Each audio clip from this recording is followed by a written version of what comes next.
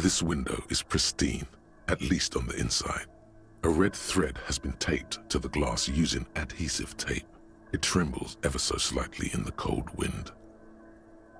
This is ballistics. She's left a trajectory for us. Golden light melts away into the blue, glassy darkness of your mind. In it are two neon-lit shapes, a man and a woman on the single bed. Like the witness said, the man is kneeling, the woman is on her back. It's the night of March 4th and a shot has just been fired. The man looks directly at the woman.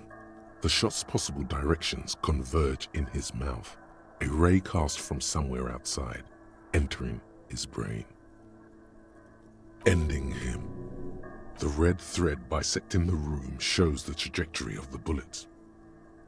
From the roof outside, location A prime, the glass fractures around the bullet hole, shards face inwards like a corona behind the woman's back. Maybe if you extrapolate all possible points of origin first, the thread will make sense. The man does not know the bullet has entered his brain. He never will. Death comes faster than the realization. Ruby ruled this out vehemently. The shot would have been heard from downstairs, where no one heard it. The likelihood of A prime has fallen drastically. You may be looking for a sniper. The shot had to come from a greater distance, beyond A prime. Should we extrapolate to include every possible point of origin in Martinez? According to your map of the district, this shot could have come from a wide angle of locations, starting with the northern edge of the abandoned boardwalk, ending with an islet in the bay. Let's call them B prime. B prime for boardwalk, B double prime for Land's End, and B triple prime for the islet detective. There may be smaller points in between, but those are too fine to zoom in on.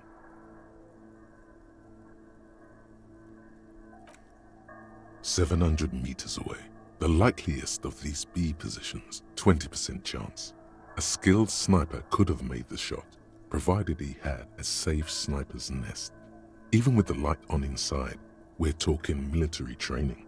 At that distance, the perpetrator would have had to take wind direction into account. 1.2 kilometers away, the least likely of these positions, let's say 3%. A truly skilled sniper could have done it, possibly from a tent. No, too far-fetched. 1 kilometer away, a point beyond the docks, on an islet in the bay. The fort is ruined, but the perpetrator may have found a stable spot on the beaches surrounding it, where the concrete crumbles into the sea, as you saw in the coin-operated viewer. The shot would have been a small miracle, 5% likelihood. There is an extremely narrow field of view from the bay to the window, between Rue de Saint-Ghislain 8B and 33A.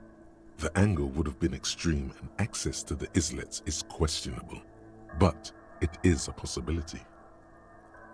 Then there's the thread the witness left. She did have a first-hand view of the event.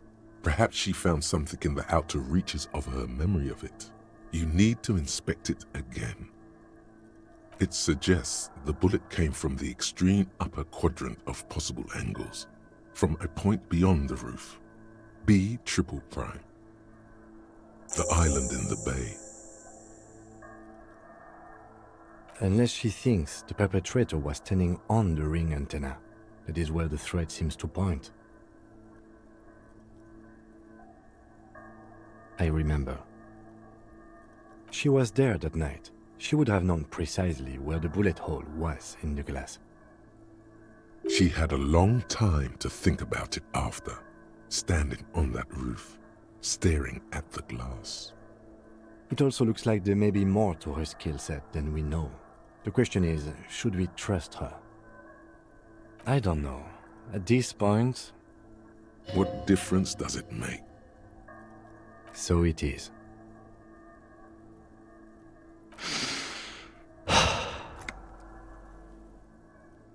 There, across the grey water, amidst crumbling concrete, a birch tree, and the half-sunken ruins of a flak tower. Could be the makings of a sniper's nest. Why not?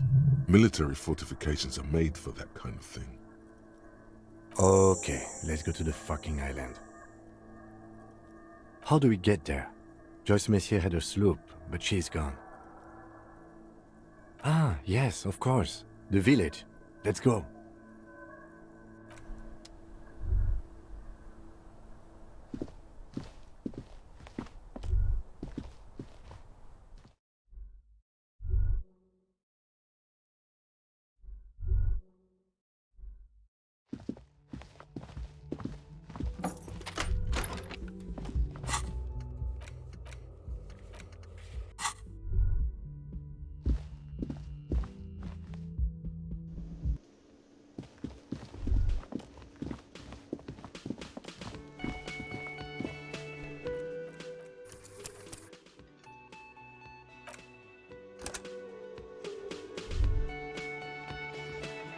Seeing you approach, the bruised man raises his spear in welcome. Crazy motherfucker. Didn't think you had that fury in you. But I guess I've misjudged a lot of people lately. That was one hell of a shot. Hell of a shot. The fucks did not expect that. I guess what I'm trying to say here is, thank you for intervening, fellas. That was mighty brave of you. His hand is covered in bruises and half plastered. Still, this hulking lump of man is glad to be alive. This is big. It's as big of a thank you as Titus Hardy can muster under any circumstances. Dick Mullen on steroids. Glenn would have liked you had he gotten to... Never mind.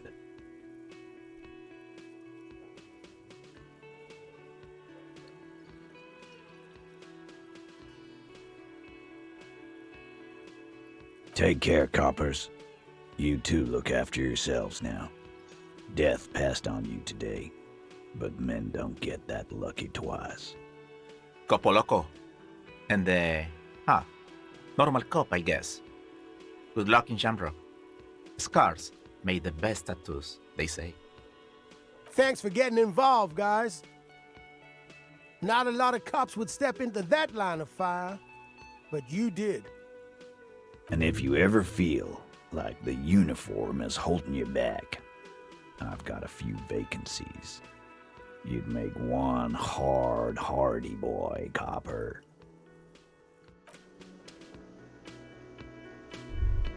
Hey, it's you again. I've been thinking about it. And you know what? We're both cops. This city is big enough for 2 cops. Okay, 3 cops. Me, you, and your little friend here. He gives you a quick 2-finger salute.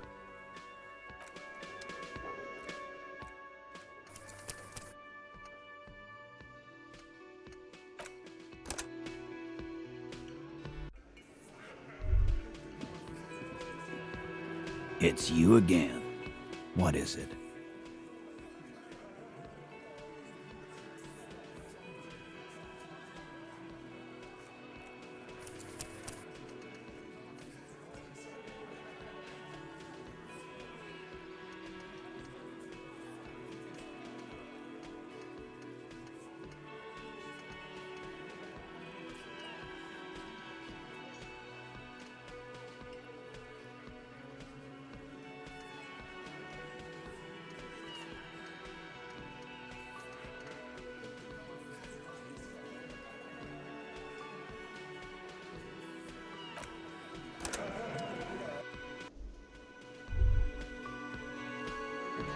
Seeing you approach, the bruised man raises his spear in welcome. Crazy motherfucker. That was one hell of a shot. I guess what I'm trying to say here is, thank you for intervening, fellas. His hand is covered in bruises and half plastered. Still, this hulking lump of man is glad to be alive. This is big. It's as big of a thank you as Titus Hardy can muster under any circumstances.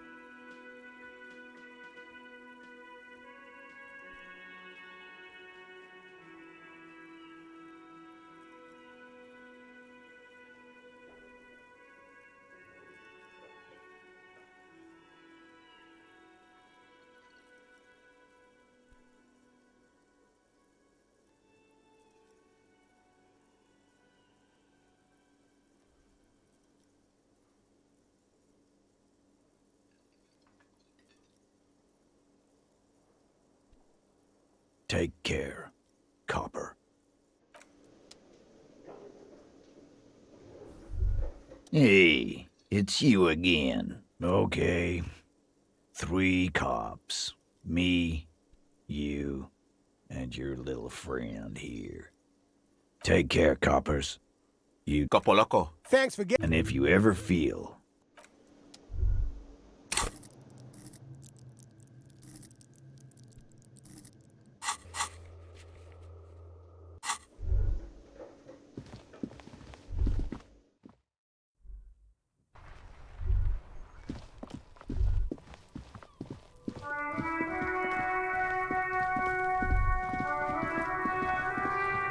Everyone says you started crying in the middle of a firefight and then bled like a pig. I guess that was cool.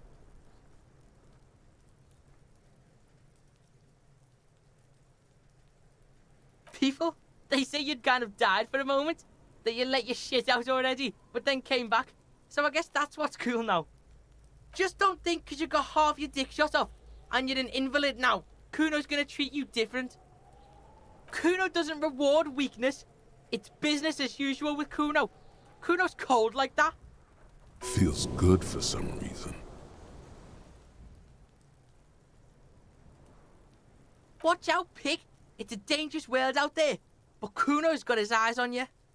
Who knows?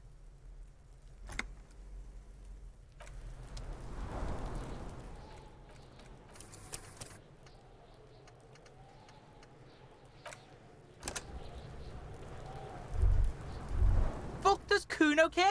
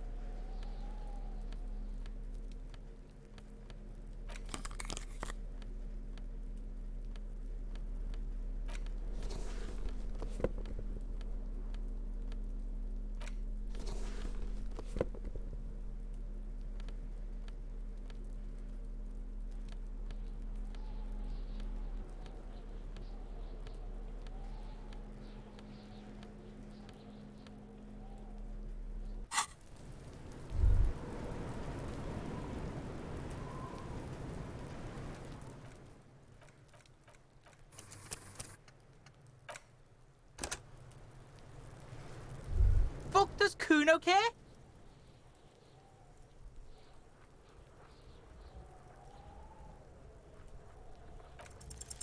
What's going on? Is an ungovernable youth on your crime?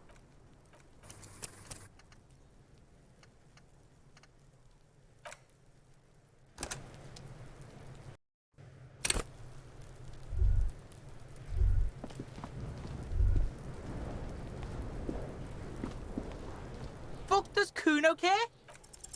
It's not Kuno. It's Kuno S. Kuno S is by far the worst of the two. Kuno has no problem being near you, but the other hides behind the fence, afraid for her life, like she's done something very bad. She came up with that psychopathic scheme of screaming for help before. Kuno just wanted to talk to you about his name. Kuno S was the one who wound him up and directed him. Also, Kuno hasn't stopped talking to you, even enjoys it from time to time. When you talk to the other one, it's like talking to a cornered animal. She only hisses and says murder was the case that they gave her. And then there's the fact that she's a girl, and appears to be a little younger, certainly smaller. And yet Kuno is afraid of her. What's up with that, Kuno? All in all, Kuno respects Madness. You cannot hope to outdo her on that front. You must win yourself a few minutes with him alone. Fuck you whispering about? He's whispering too. He's going with it. But watch what happens. Fuck you whispering about! If Kuno wants to whisper, he's gonna fucking whisper, okay? Let's whisper, pig. This is it. You've got him. But be careful. You can still fuck this up. Don't make Kuno look bad in this. Crazy? You don't know the half of it. She's not crazy. She's insane. Dangerous. She's smoked a man. She's done people in. Probably even pigs. Stop talking to him! Kuno, I'm fucking warning you! You're gonna get us into shit! She understands what you're trying to do. Yo, see? Did Kuno not tell ya? Kuno told ya. Kuno talks to whoever he wants. Talk, pig. Kuno's got it under control. You did it. They're separated. He's even turned his back to her so she can't read his lips. Fuck. She can read lips. You should cup your mouth. Kuno means she killed someone. That's right. She's a killer. Like, actually a killer. His little green eyes are fixed on yours.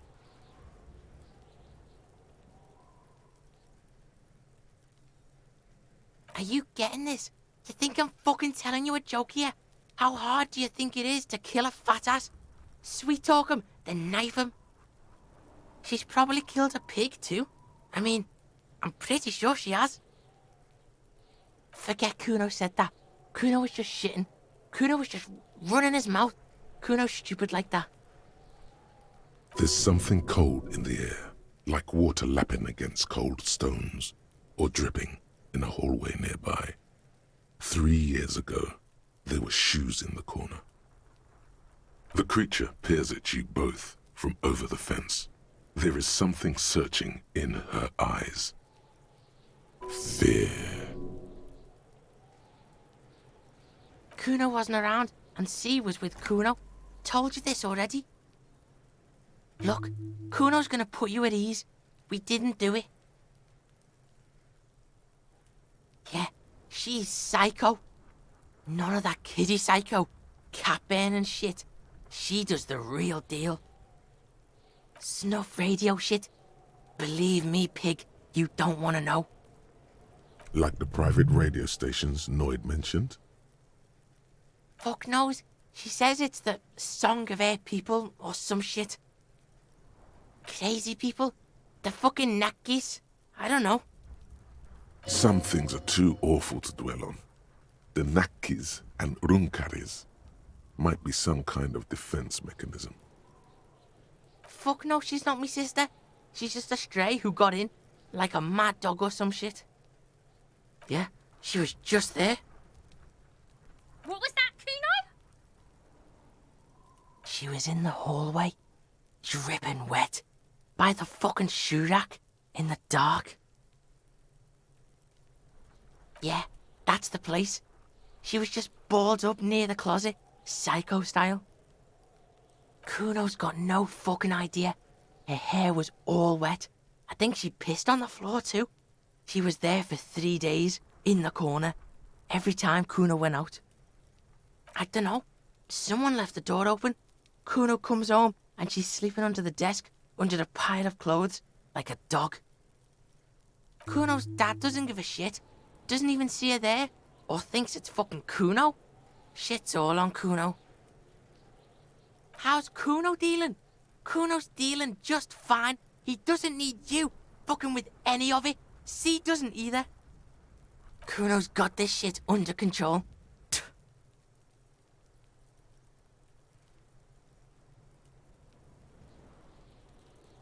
Listen, listen. C is Kuno's go-to. Kuno's protecting her. You fuck with C, you fuck with Kuno. You threaten her. You threaten to take her away. This is what it all comes down to. He needs you to take him seriously now. I'm going to kill you.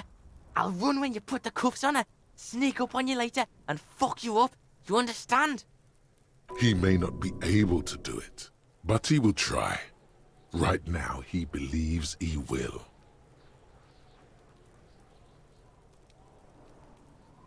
All right. Now we can do business.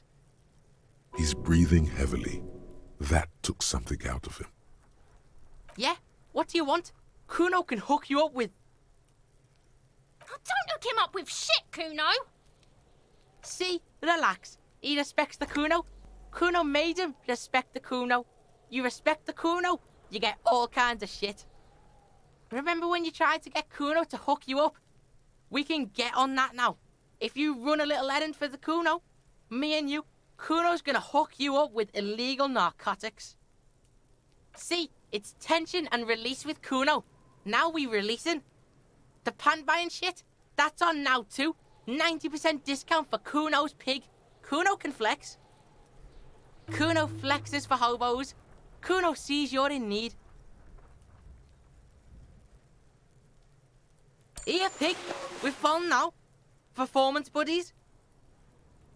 Kuno can already see you soaring through the air like a fucking eagle. Pig's in Kuno's debt now. Money debt. Kuno gets it from his dad. Kuno and his dad are major suppliers. That's where Kuno gets his lightning on. Problem is, Kuno and his dad had a little falling out. Now junkies clawing at Kuno's door. Streets going mad. Kuno's got to throw his dirty popo man at it. Dirty popo man is you. In there is Kuno's violent dad on steroids. Kuno's dad does steroids and speed.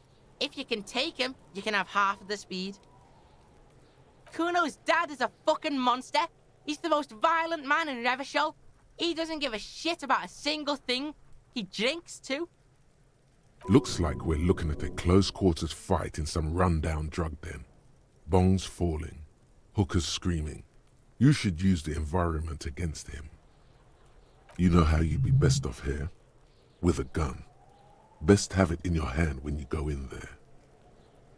Like half? A baggie, but like in this vial. Fuck you talking about half a G? This shit is giant, grade A shit. So clean you can barely see it. You can barely see it because there's barely any. Okay, Kuno's listening.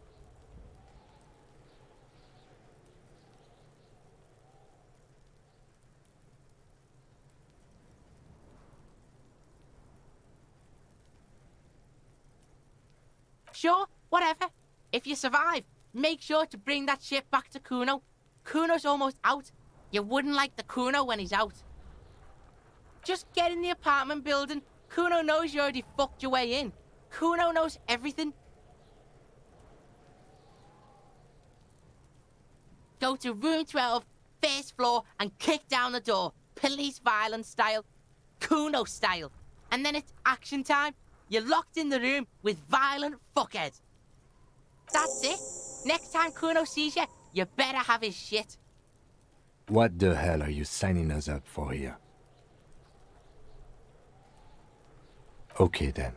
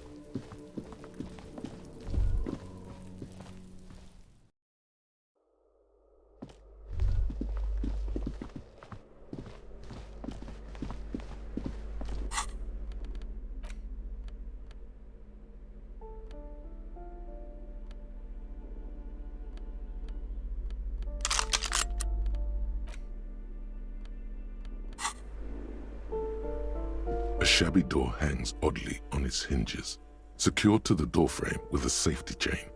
An unpaid energy bill is attached, threatening to cut off the electricity. It's addressed to Mr. Uno Doroita. Your heartbeat quickens, palms go sweaty.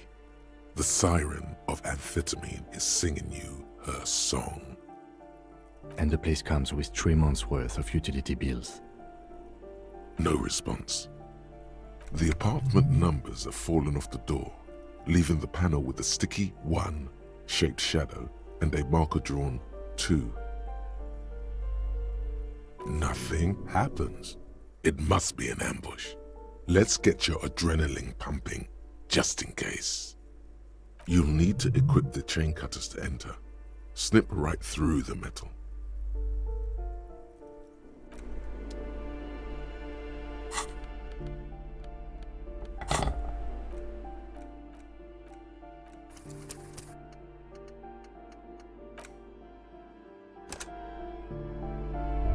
A shabby door hangs oddly on its hinges, secured to the doorframe with a safety chain. An unpaid snip. The cutter goes through them like dead leaves. The links fall to the ground on the other side of the door. Don't let the quiet fool you. The beast is in there somewhere, ready to rip you to shreds with a broken bottle. I know there's no stopping you, but let's at least make this quick.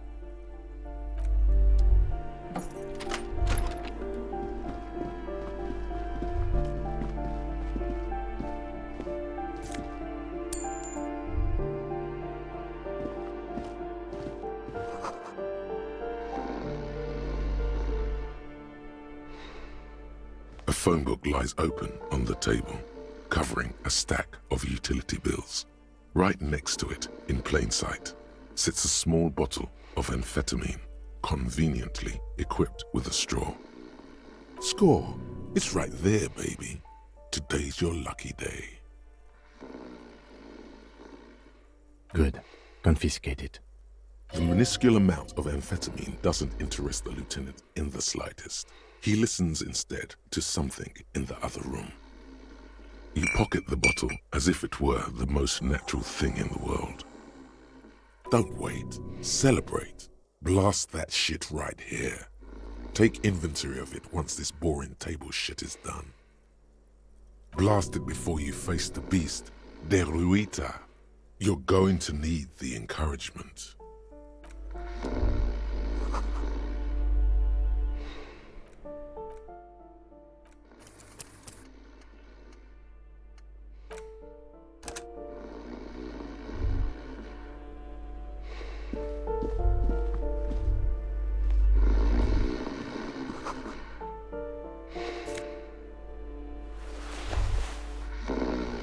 Bundle of clothes heaped on the bed, a stained parka, some towels and a duvet, some socks even.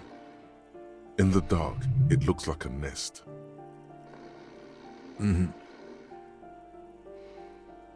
Something underneath there is breathing. It doesn't give a shit that you're a cop. Stop your hand now, or you're gonna die. Your hand touches a greasy duvet, covered in cigarette burns and ketchup stains. You hear a growl. There is something alive underneath it. It's deep, in suffering somehow. You see a 60-year-old, fat, red-headed man passed out from large amounts of alcohol, and God knows what else. The smell of shit rises from his mouth. You don't have to take him down. He's already down. I'm afraid it is. Look, it moves. And look, the other foot is camouflaged by a striped sock bearing the name Maxtor on the sole. 3 toes are poking out of a hole. A groan rises from the man's throat, dry like a death rattle. He's trying to say. The man groans once again, but his tongue keeps failing him. It's impossible to make out the syllables. A hand emerges from the blankets, trying to gesticulate something. And then it dawns upon you, clear and surreal. Pigs, he says. He's trying to call you pigs.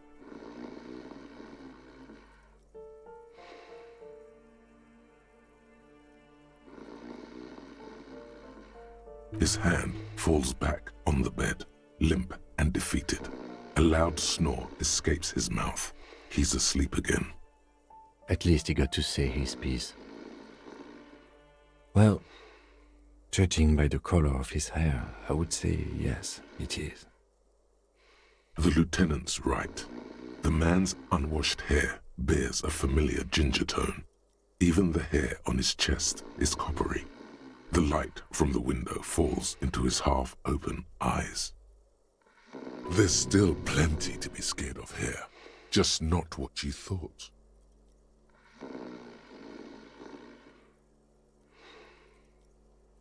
I think he's still quite bad. I mean, what he has come to. This man won't be feeding his family anytime soon. Not that he was, but at least he won't be beating his son. A pair of half-open bug eyes is staring back at you from the dark, empty, and frozen. It's clear that the person behind them is not awake. His half-open eyes give him the look of a dead man, but he is in there and not enjoying himself.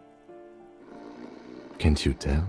It happens to exceptionally committed substance abusers. They fall asleep with their eyelids still open. Not a pretty sight.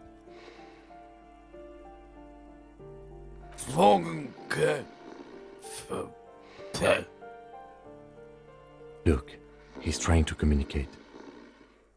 What is there to do?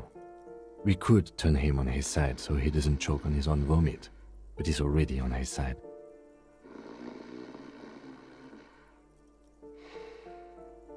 We could take him to Remedy or Saint-Baptiste, but he doesn't have money for medical services.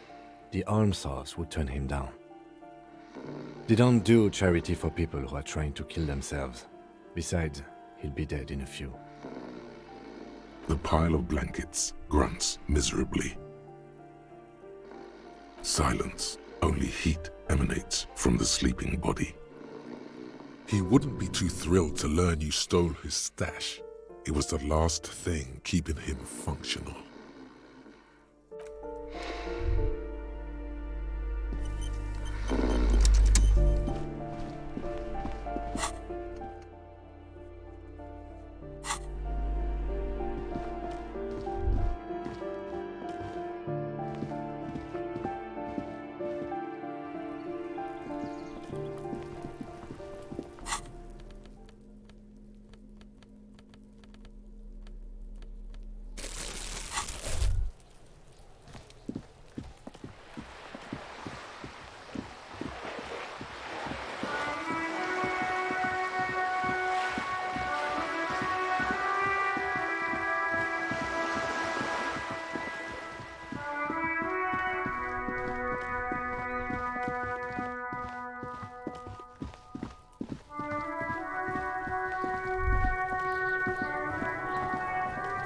Does Kuno care?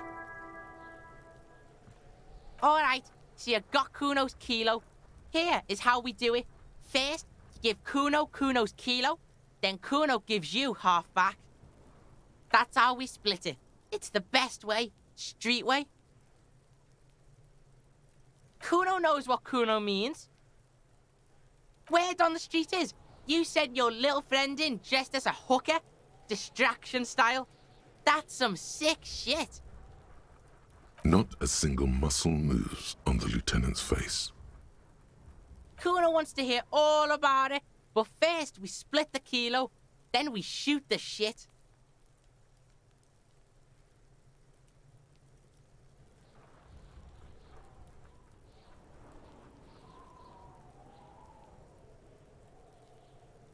Wow, that's heavy. There you go. More than half in there. Kuno's fucking honourable like that.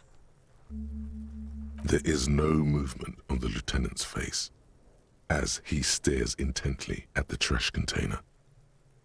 Now tell me, how the fuck are you still alive, pig?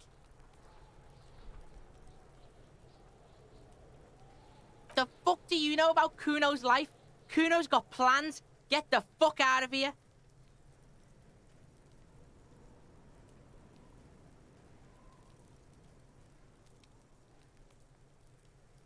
Yeah, we got plans.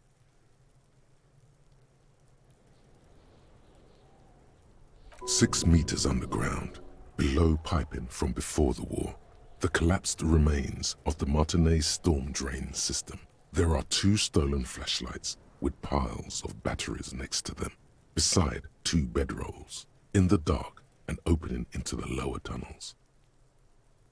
Yeah, you do some Sambo shit, sneak in. Is the hooker thing real? Sambo is an acronym for Samoan boxing, graceful martial arts stuff. Sambo style implies stealth, cleverness, and cool. Just letting you know.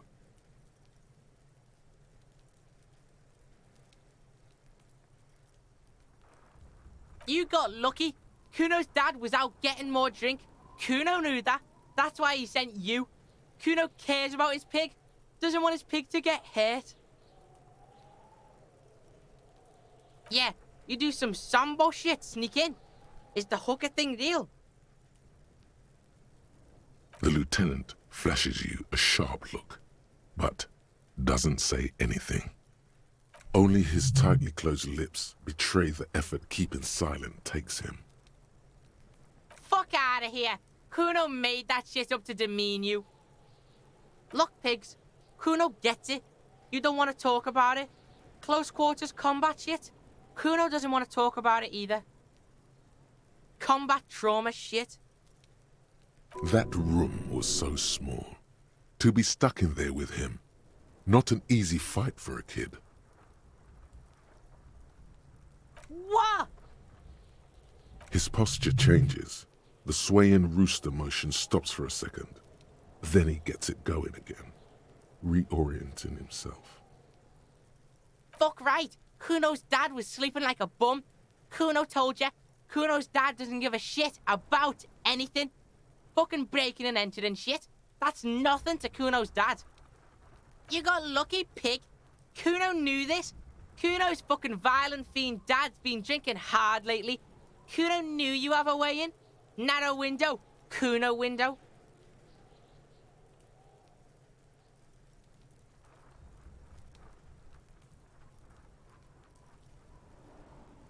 Kuno's not fucking trying to be tough.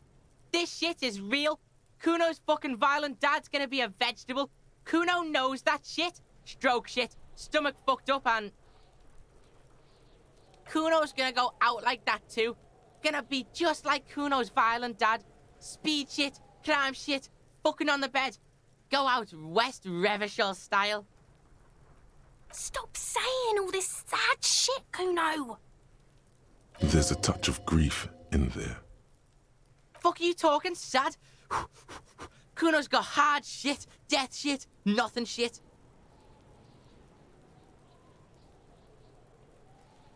Get your fucking nun ass out of here before Kuno fucks it dead. You think 'cause you brought Kuno 1 gram of speed, you're friends now? Turn into... Kuno ain't turning into shit. Kuno is that shit. If he doesn't stop soon, he's going to collapse from exhaustion. He's... Kuno won! Oh, you won, Kuno! Yeah, so fucking what? Fuck are you talking to Kuno about that kiddie shit? He's trying to fuck you again. Fuck out of here. Kuno knows it's fucking lame. That's why Kuno changed it. Kuno can change his name into anything. Gonna change my name into... Don't change your name into that, Kuno. Fuck right there where? Fucking 3 years or some shit.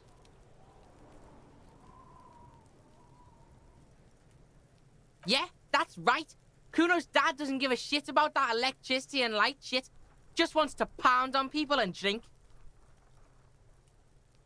That's right, it's a shithole. Kuno's gonna move underground, Leroy shit, ancient shit. Kuno's gonna live in a fucking catacomb. Yeah, in a tomb, Kuno. Fuck right there where? Fucking 3 years or some shit. Fuck that you. Kuno's gonna move underground. Lead I am shit. Ancient shit. Kuno's gonna live in a fucking catacomb. Yeah, in a tomb, Kuno.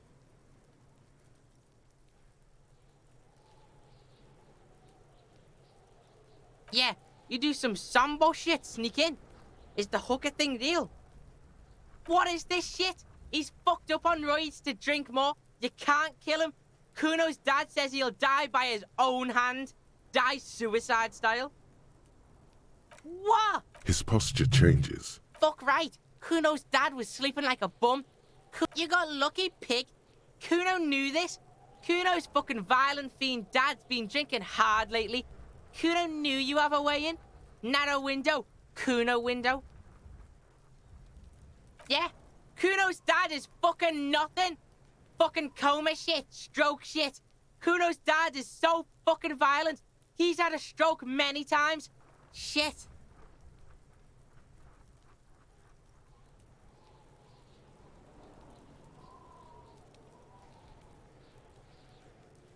Kuno's gonna have one too.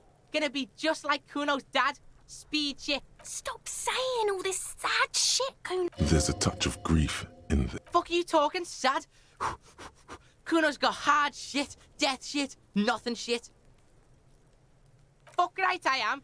Now get your nun ass out of here before Kuno fucks it dead. You think because you broke Kuno 1 gram of speed, you're friends now? Turn into... Kuno ain't turning into shit. Kuno is that shit. If he doesn't stop soon, he's going to collapse from exhaustion. Kuno won! Oh, you won, Kuno! Yeah, pig, this shit is done. Now get the fuck out of Kuno's face. Kuno needs to drop the bomb.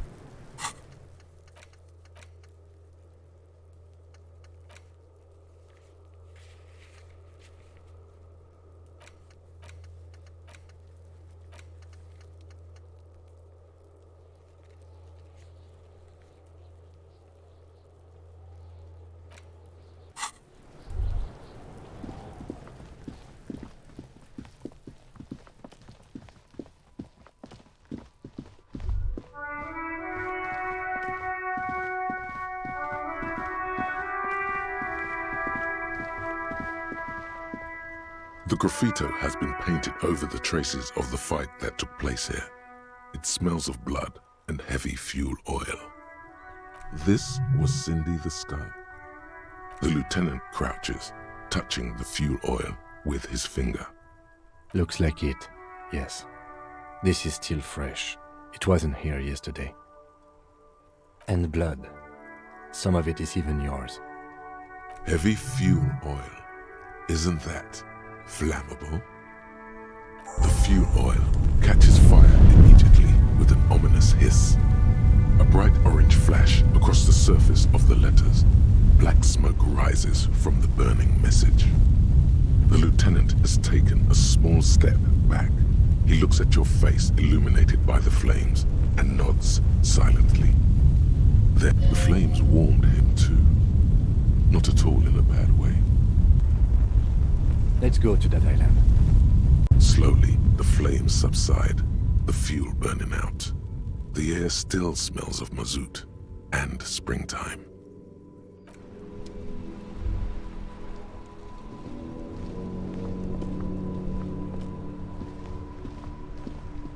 Mon Dieu! You set it on fire! What kind of a policeman are you?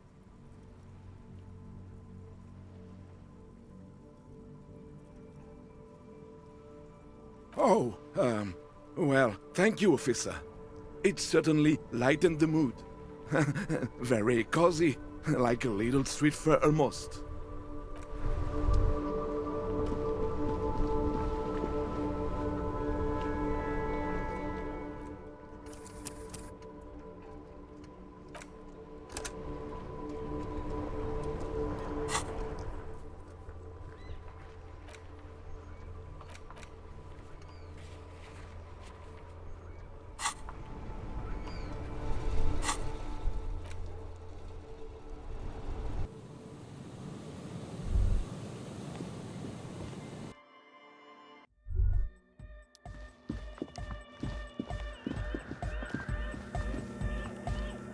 Yes, what is it?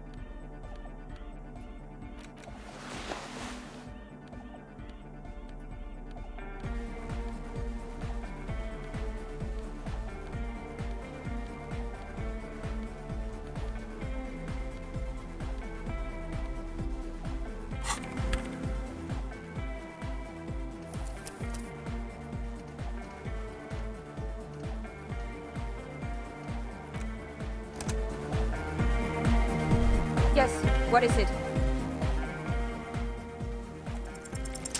Close your eyes. Unfold your mental map of Martinez. It's morning. You're standing on the plaza before the whirling in rags. The wind pushes a piece of tear across the cracked tiles. From the north comes the malicious laughter of two children. Your eye follows the tiles west. You see a bench and a few twisted, pitiful trees. Then, just water.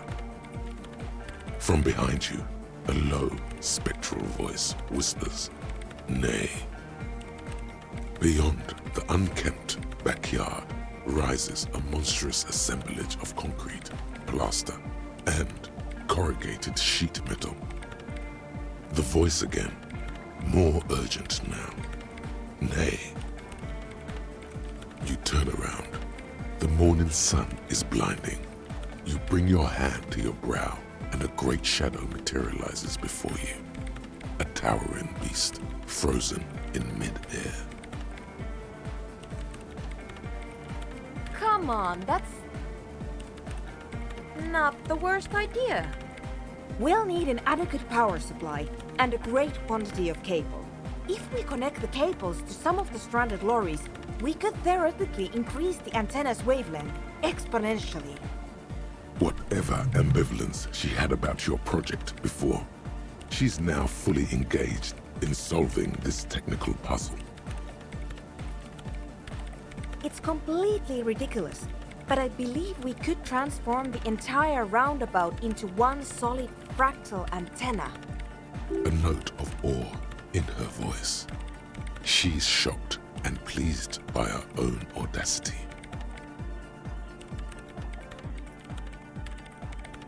Your sense of style isn't my concern. I'm only here to tell you what's feasible or not from a technical viewpoint. I have plenty of cables and amplifiers on hand. The power supply, I will secure on my own. All we require now is the radio transceiver itself. I cannot answer that for you, but I don't expect it to be that difficult. There's no shortage of radios around here. If you have real to spare, you might even be able to buy one. But it doesn't really matter where it comes from, so long as it works. And before you ask, no, you can't have the radio from Machinima.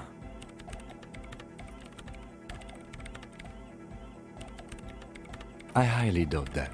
When I crank the volume on my Dino Wave, it's like you're in the front row at the National Concert Hall. Joke all you want, Detective.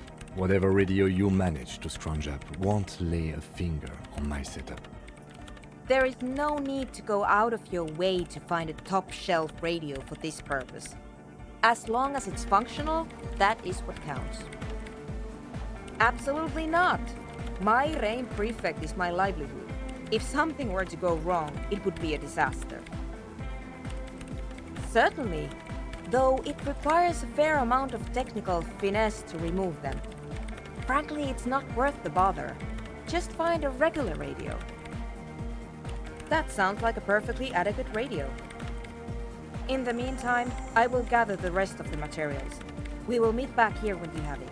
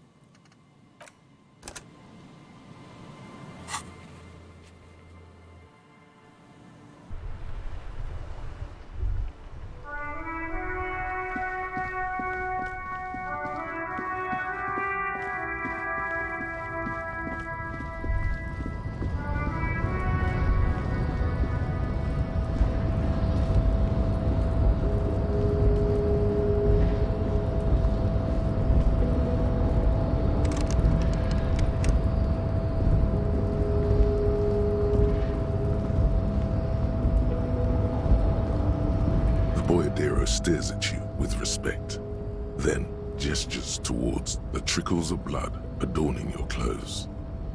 There are types of danger.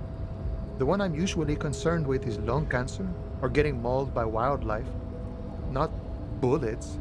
It calls back to an older era where this was commonplace, though. You have a true Boyadero heart. Hiding, gathering themselves.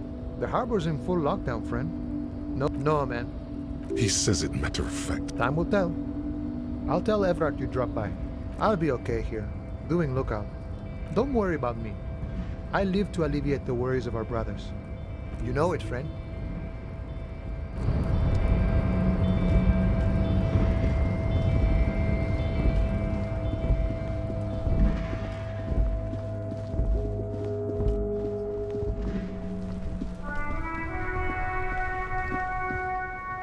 My man, you're alive.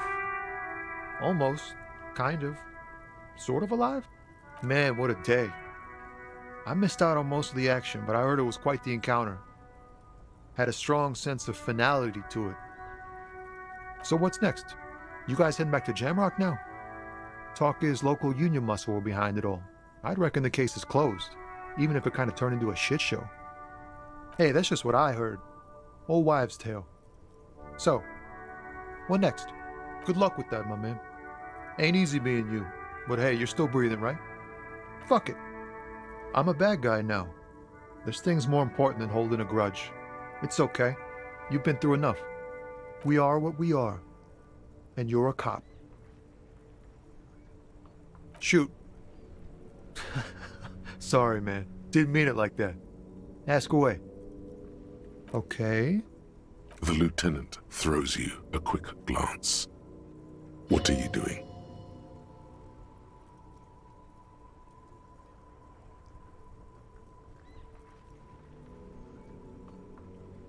Woof. Good on her. And good on you, too. Better focus your effort. And she didn't do it, believe me. If it's something bad, then she didn't do it. Didn't know. He's relieved. All right. That's enough sharing details about the investigation for one day.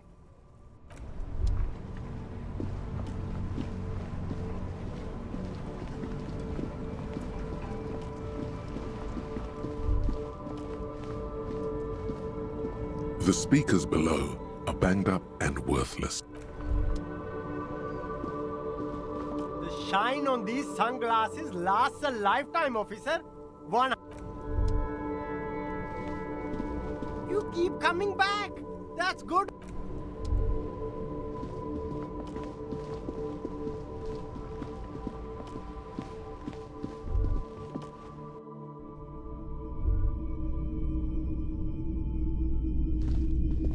All the old boomboxes are there, blinking. A typical Martinez streetlight. Between you and me, this is why I don't get involved in local politics. So it goes. Now, what can I do for you? A transceiver, is it? Yeah, we should have something to do the trick. He produces a machine encased in a blue Bakelite shell. Its black face covered in an assortment of pearl-topped knobs and dials. The lieutenant whistles a long, quivering note. A genuine Kristallsprach. This is a connoisseur's model, good for picking up foreign milieus. The Model 9 also comes equipped with a signal purifier to suppress crosstalk. Especially good around here with our funky reception. In other words, it will put even the lieutenant's beloved Dynawave to shame. Well, it's not that Ilmaran surplus junk, that's for sure. We think 120 real is more than reasonable. You'll be back again, I've got a feeling.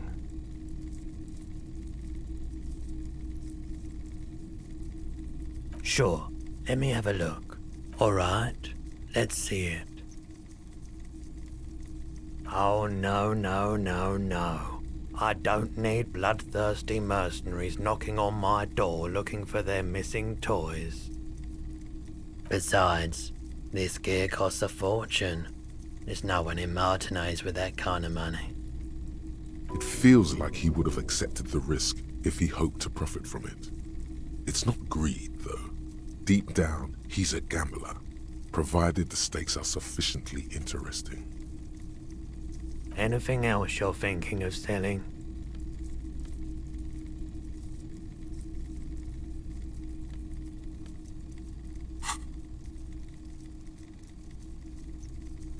I'm not purchasing any more clothing at the moment. Another time, perhaps. For the moment, you'll be back at...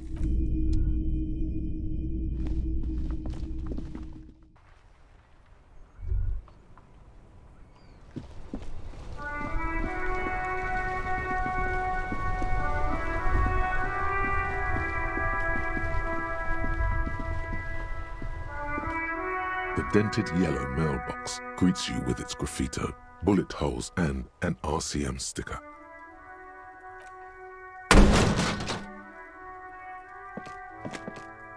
There is a hollow ring as you kick the box. It sounds like it's mostly empty. Cool.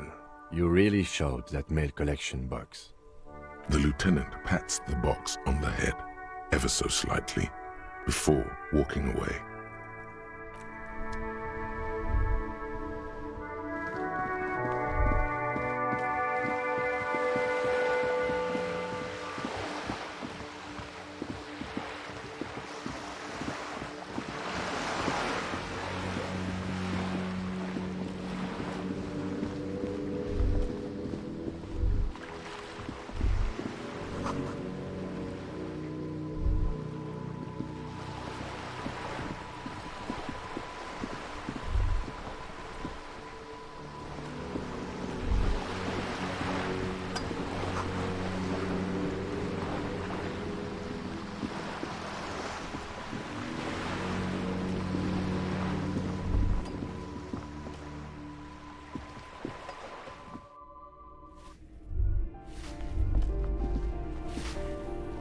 Give me a moment.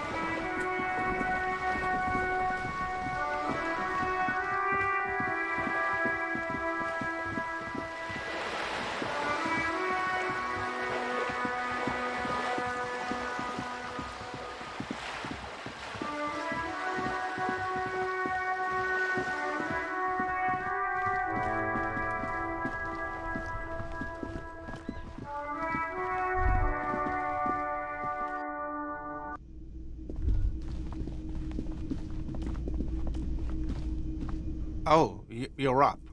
It's good to see you back on your feet. Did you like your room? I cleaned it for you. Oh, so cool. Cool cop strikes again. Well, I didn't expect someone in your line of work to notice the lowly efforts of the service industry anyway, so... You know, I was about to congratulate you on your great aim, but seeing as you're already so special, I'm not going to. Someone has to be pedagogical around here. Also, you and your partner are staying here free now. I'm not gonna let you ruin it for him. This establishment supports cops. Even cops like you. Thank you, sir. And he appreciated the clean room, by the way. He just likes to act like he doesn't. Well, anyway. Oh, you know, people don't tend to stick around after shootouts. Turns out they're not good for business. I don't remember everyone who comes here, and many people wear sunglasses inside lately. Must be a fad. Yeah, I was, yeah. That's because I'm a badass. Yeah, I don't know. Clients were panicking. And also, I guess I sort of found out that I don't give a shit if I die. He means it. It's not just boasting. It's something he discovered about himself. No problem. Yes, very responsible. Looked pretty hot to me. Well, at least nothing bad actually happened. He's so exhausted following recent events. He doesn't even have the energy to really get on your case.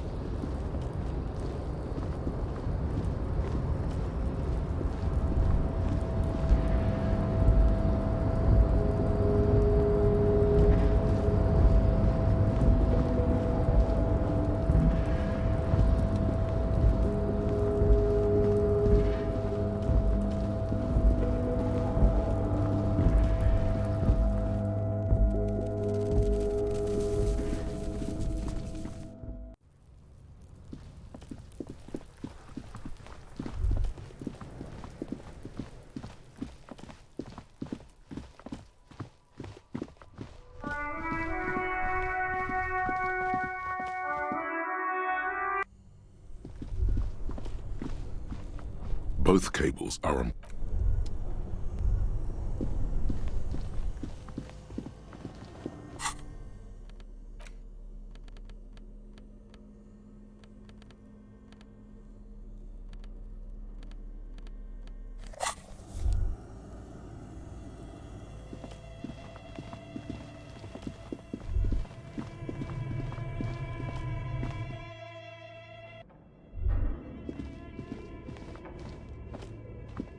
Tiles on the cube are still smoldering. Casting the framework. Nothing. Something's missing.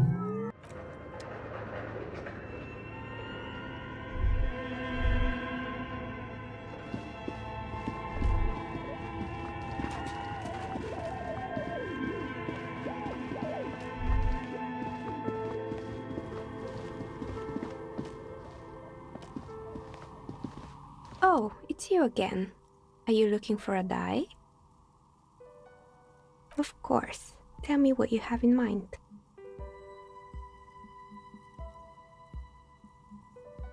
Ah, yes. Fortress accident. It's too bad they never finished their game. The Wiro Untethered die is a variation of a standard role-playing die. Only, instead of plants, it uses motives of ice and death. And loss, of course. Ice, death, loss. Sounds like you. I'm thinking something made from alligator jawbone, cast in black resin. The reptile bone is as white as ice and dead as, well, death. For 7 real, I could have it ready in 8 hours. It's an icositetrahedron, a 24-sided die that can produce results for 2-sided, 3-sided, 4-sided, 6-sided, and 12-sided die with a single roll. Technically, you can also use it for many other sizes, but you may need to reroll results. Untreated bone is porous and prone to chipping. Cast it in something hard like resin though, and voila, it's perfect. Maybe you have some other ideas for dies? I think I have just the right one for you. You're a police officer, right? Here, catch. They're a gift from me. Mr. Smooth Moves. You snatch the dice out of the air with one hand, just like you're in a movie. Oh, what are the odds? The red one is made of bloodstone with a lapis lazuli inlay, and the blue one is the inverse. I believe these dice are your lucky charm, officer. She winked back at you. Can you believe it? You truly are Mr. Smooth Moves. You definitely need luck in Martinez. Was there anything else?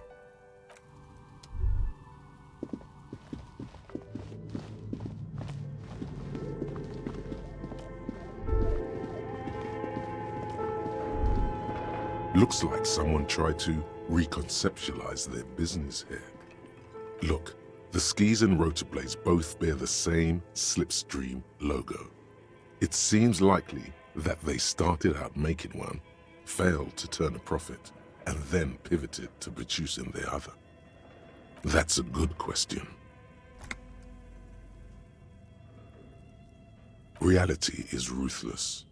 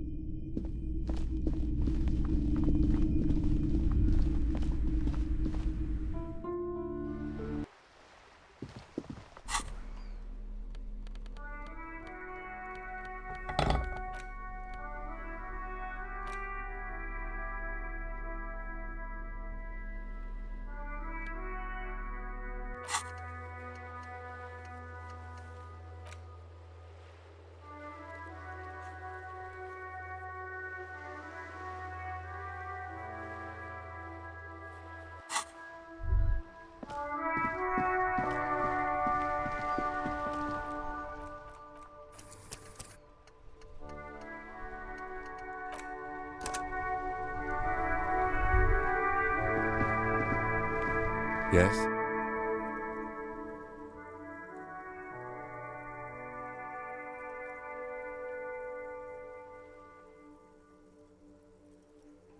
What about me?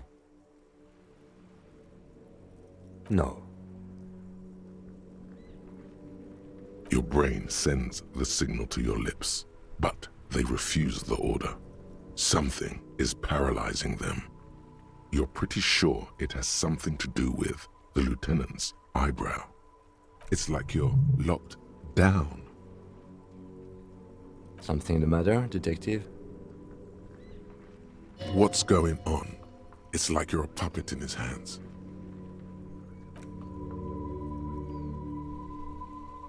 The lieutenant relaxes his eyebrow, and you seem to regain... Good. Let's...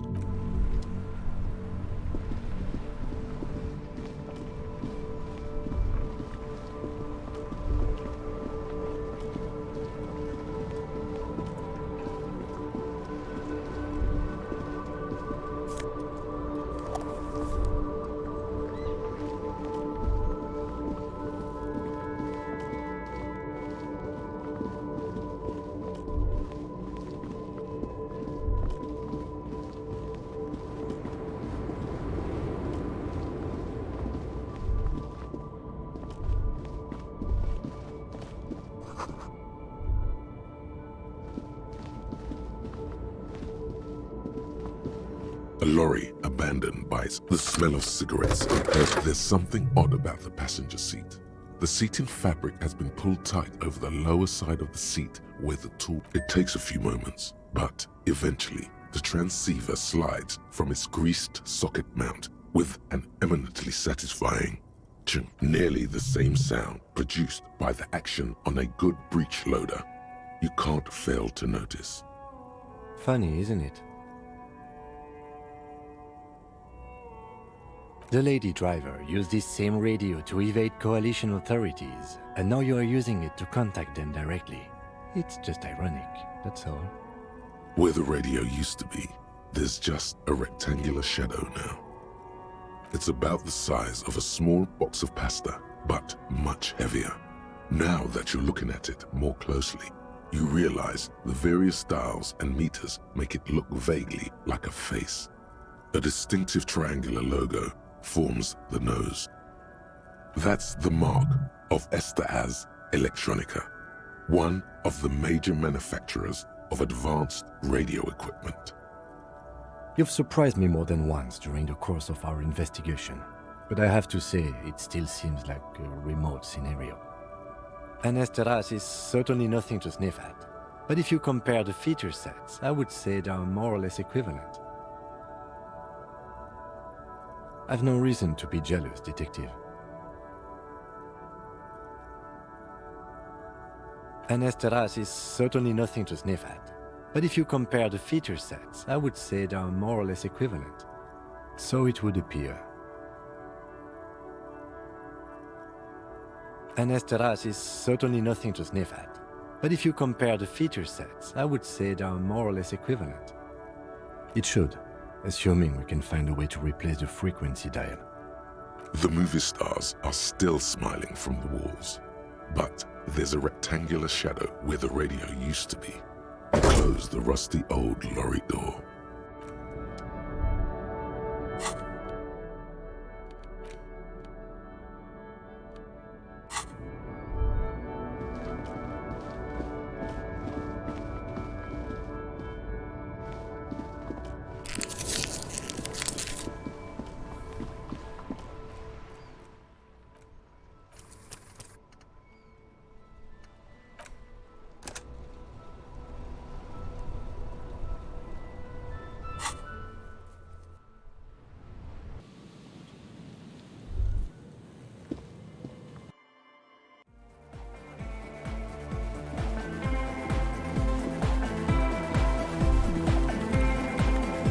Yes, what is it?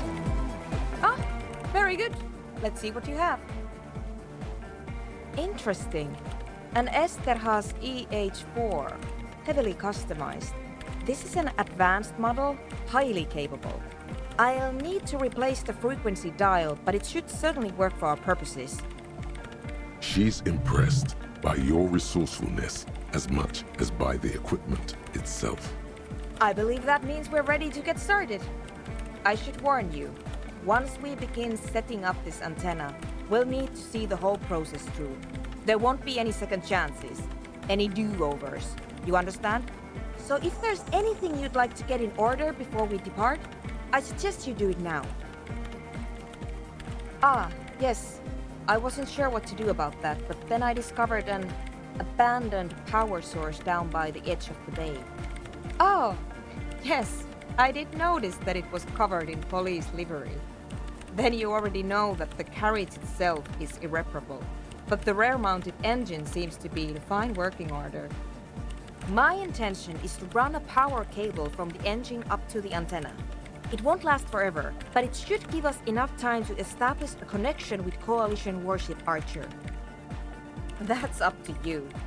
At a minimum, I would make sure you are physically and mentally prepared for an intense and difficult process. Once we begin, there can be no interruptions. At the very least, you should make sure you're wearing a good pair of gloves. Radio engineers typically carry overpriced solvent sprays to clean the antenna connections. But in a pinch, some common ammonia works just fine. Psst. It's the alcohol in the ammonia that's doing the real work. Kinda like with you. Finally, there's the question of stimulants. Some people prefer to keep illegal amphetamines on hand to help with their work. I'm not one of them, but they do exist. It is possible that technical fields attract a certain kind of personality. I haven't given it much thought. Very good. If you'll help me with some of this equipment then. Back across the water lab. At least we are getting our exercise in today. If you'll please carry that amplifier, officer, and if you'll take that spool of cable, we should be able to move it all in one trip.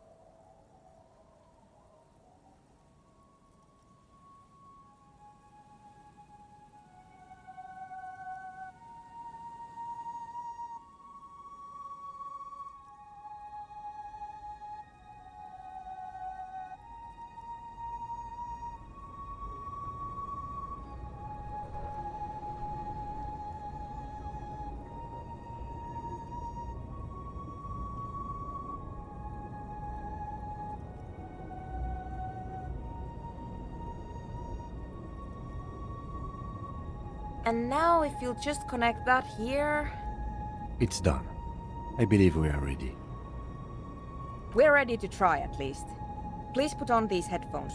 There should be 2 extra sets. I've configured the channels so that only your microphone is set to broadcast, officer. We'll all be able to listen, but anyone we reach will only hear your voice. You will need to transmit your connection request while I attempt to locate the warship's public frequency. You will likely encounter some interference, but it's important to keep transmitting your request until you're acknowledged. Ready? Then it will be exactly like every other moment of every other day. I ask again, are you ready? Good. Beginning transmission.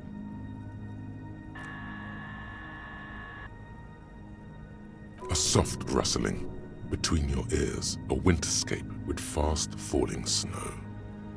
Every light switch, every motor carriage, every doorbell, tea kettle, and radio in Martinez, all mingled with electrical interference caused by scattered thunderstorms over Ozone. Officer, are you in order? We're waiting for you to start.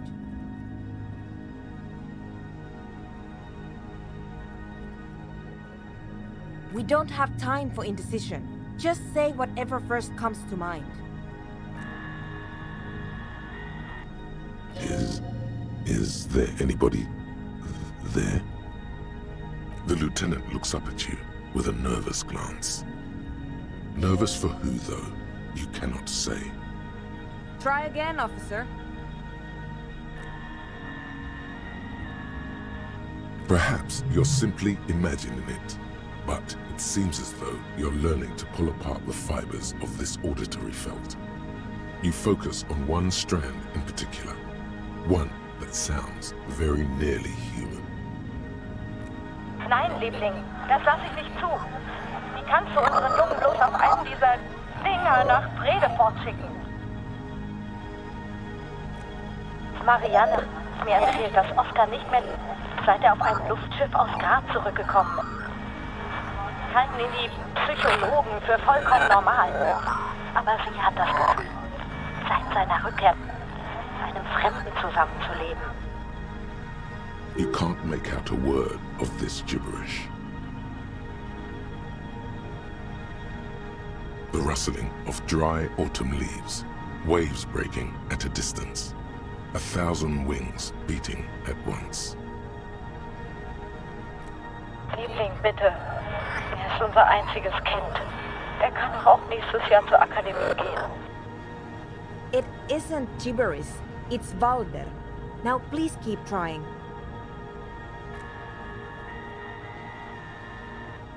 Again? It's gone now. A slight frisson at the point where your neck meets your spine. Something about the lieutenant's words directed at you, but not you. I didn't say anything, Detective. Someone has been maintaining it. The wiring has been repaired. An uncomfortable silence falls over the connection. It's been a long winter. Long and cold. I can assure you it's not my twin brother, though it certainly does sound like me. I can't say with certainty, but it sounds very much like entroponetic crosstalk. It happens sometimes when sending transmissions across long stretches of Pale. Ah, yes, of course. That must be it. Outwardly, they both exude calm, but there's something disturbing about this thought to both of them. Pale, pale, pale, pale seems to be missing from your records. Natürlich halten ihn die Psychologen für vollkommen normal. What else is there to do? Keep trying. But someone has been maintaining it. The wiring has been repaired. Dubois, please acknowledge. Liebling, bitte. Er ist unser einziges Kind. Where's she Barter? Please identify. The signals are getting increasingly mixed. Plucking Archer's signal from this will be like isolating a single strand from a tangle of hair. It's not working. The crosstalk is simply too strong. I did not expect simply locating the signal to be so difficult. We must consider several variables. Local entroponetic conditions, the sophistication of our transceiver, the quality of our connections, and the physics of our antenna itself. Fortunately, we have a more than adequate transceiver, so I do not believe it is causing any problems. And we're also unlikely to change our local entroponetic conditions. So, the next step is to thoroughly inspect our connections. You need to climb up there and look at them for yourself. Someone has been maintaining it. Come on, son. This isn't anything but a common high bar. Just get a solid overhand grip and hoist yourself up. Then you might break your neck.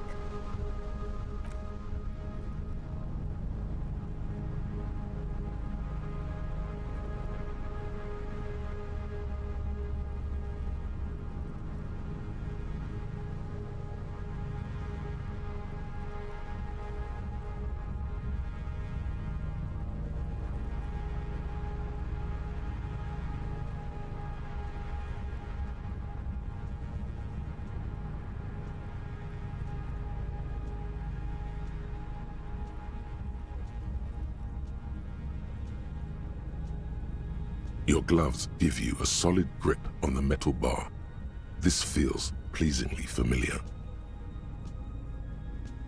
Keep it together, champ. You've got this.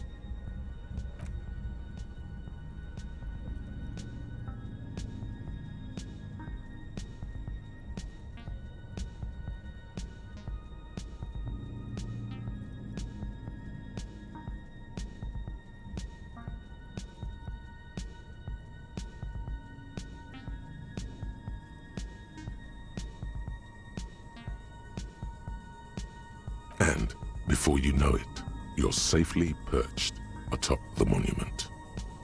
Yes, you're a natural gymnast, detective. Now, would you like to do what you got up there to do? connection itself is nothing more than a little braid of exposed wire wrapped about the hoof of the horse. A copper fetter it cannot slip. The whole monument is covered in a thin but durable layer of oil and grime. It's obvious no one has cleaned it in years. Well, do you see anything? Damn, I was afraid of that. And I didn't bring any solvents with me. How foolish. Short of changing the shape of the antenna, I'm not sure what else we can do from here. And the lorries are all jammed together, so that's unlikely to happen. Ideally, narrow the receiving mode so that we can isolate the warship signal and eliminate the post dog. But if you don't know what you're doing, of course you could just make it worse. What do you mean? You adjust the antenna manually, with your hands. I'm afraid we're out of alternatives. You're just going to have to go for it. She's right. The responsibility is yours, and yours alone. There's no turning back now. You are face to face with Philip III. The Bronze King looks toward the west. Something about his features seems bizarrely distorted. This faithful steed is in nearly as poor a condition as its rider. A clear sky, the kind of day where anything might happen.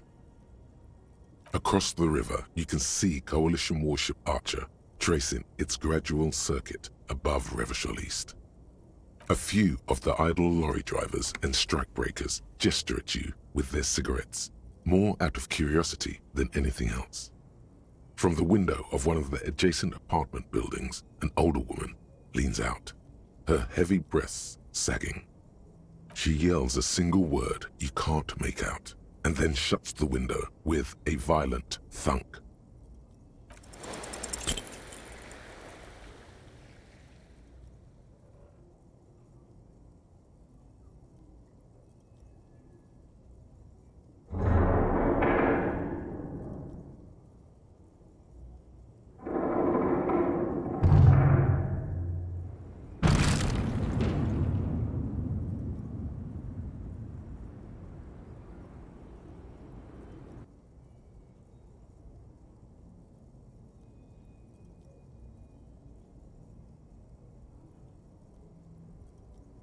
You allow the broken hunk of metal to clatter to the ground.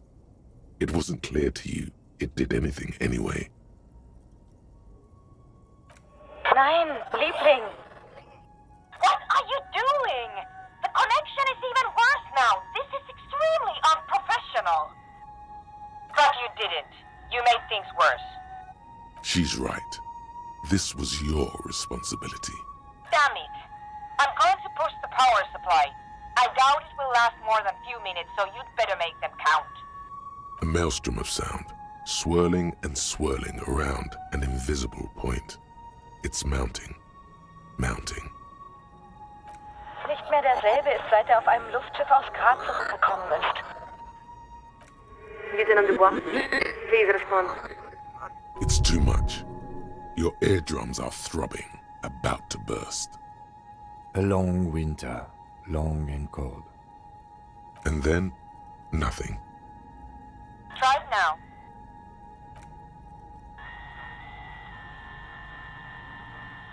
This is Warship Archer.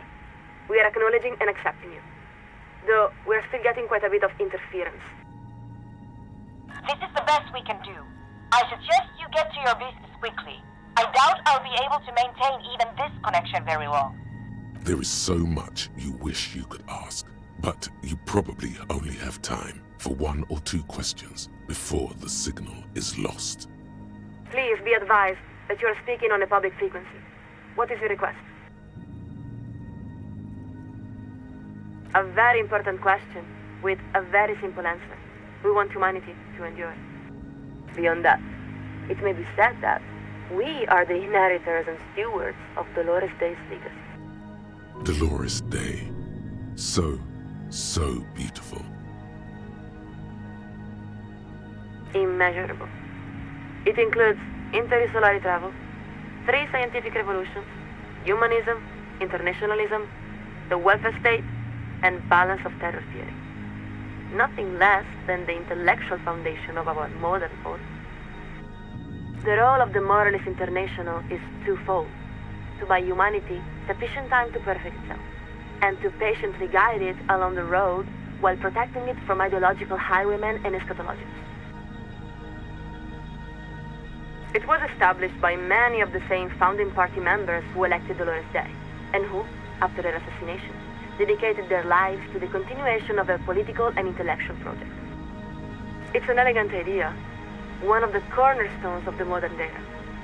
In short, it holds that durable, lasting peace is possible when the major powers are capable of inflicting unacceptable and irreversible destruction upon one another.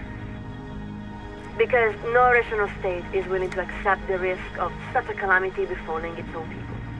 All powers are incentivized to de-escalate conflicts before they reach the point of no return.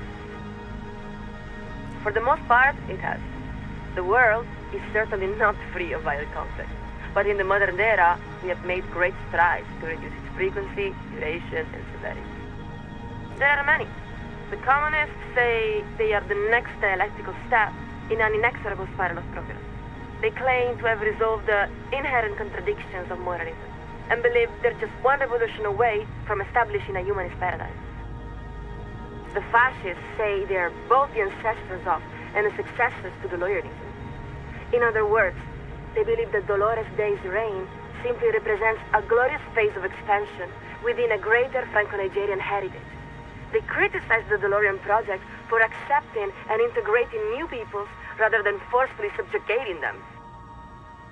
And then, there are our prodigal cousins, the Vazan Social Democrats, who hold our same values and have even adopted many of our same rights and iconography, though they persist in rejecting the umbrella of moralism. Yes, atomic war, environmental degradation, resource exhaustion, viral pandemic, supervolcanism, runaway anthropogenetic collapse. This is why it is critical for the international community to work toward peace and cooperation between nations. There's simply too much at stake. The RCM exists under the umbrella of the coalition, just as the coalition exists under the umbrella of the Morally Internal. At the same time, the RCM is not exactly of the coalition. It's our understanding that the RCM's organizational structure predates the coalition. We believe it may even be modeled after the communal brigades themselves. There is some truth to that. But in a practical sense, it's the responsibility of the ethics divisions to ensure that both organizations are working toward the same ends. One now committed to upholding moralist values. Strange, isn't it? History is a river coursing ever downward. Occasionally, its course is redirected in mysterious and unexpected ways. Let us answer your question with a question. Have you ever seen evening fall over the old town of Al-Festarashid? If you had, then you would remember. It is one of the great wonders of the world, impossible to mistake or forget. The heart of the city, the old town, is a district composed of weather marble, comprising thousands of columns and arcades arranged around a series of grand plazas. During the day, it's a beautiful sight, equal to any of the great cities of Pericarnassus. But as the sun sets, the shadows cast by those columns and arcades weave together to form an intricate ombre lattice. When you see it, you suddenly understand. It was all built for you, for this very moment. For you, for all of humanity. Not only that, but you are also part of that centuries-long plan. When you cross one of the open plazas, your own shadows is effortlessly woven into the great lattice work, a deliberate synthesis of humanity, art, and the natural world. Yes, it is. We grew up there. We have seen the lattice with our own eyes. In Messina, of course. Not only was it the site of Dolores Day's crowning, it was also one of the great cities of the Delorean era, a glorious expression of humanity's highest potential. Of course, such a city does not spring from nowhere, nor does it endure without effort. Its construction was the work of many generations, and its preservation is an equally monumental responsibility. There's a word at the tip of your tongue. A name. Egret. Don't ask us what it means.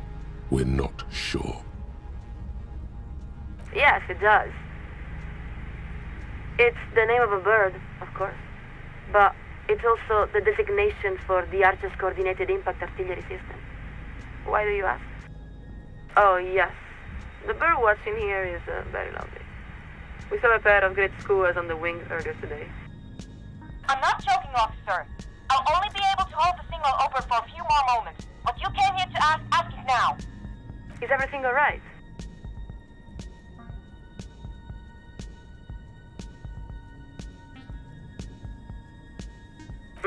That's difficult to say. We have a very particular view from our observation platform up here. Perhaps the best way to describe it, it is to say we have a very wide perspective, but not an especially detailed one. Oh, it looks quite lovely from here. From our portal, we see rolling hillsides, a public park filled with grand oak trees, men and women going about on horses. Ah, there are children playing by a small pond. The homes and gardens are quite beautiful, very near like those in certain areas of Messina. Le Jardin, Stella Marie, Saint-Baptiste. She's looking down on the suburbs of Revachol East. Ah, that must be. We have only recently been detailed to the Archer, so we are still learning the names of all the many districts. She needs to see you down here. That's the only way she'll really get what you're about. Martinez. That is to the west, yes?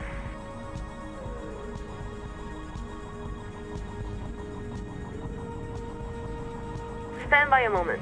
We are adjusting our viewfinder. Yes, we are looking at the river now. There are small islands in the middle of it. It's interesting.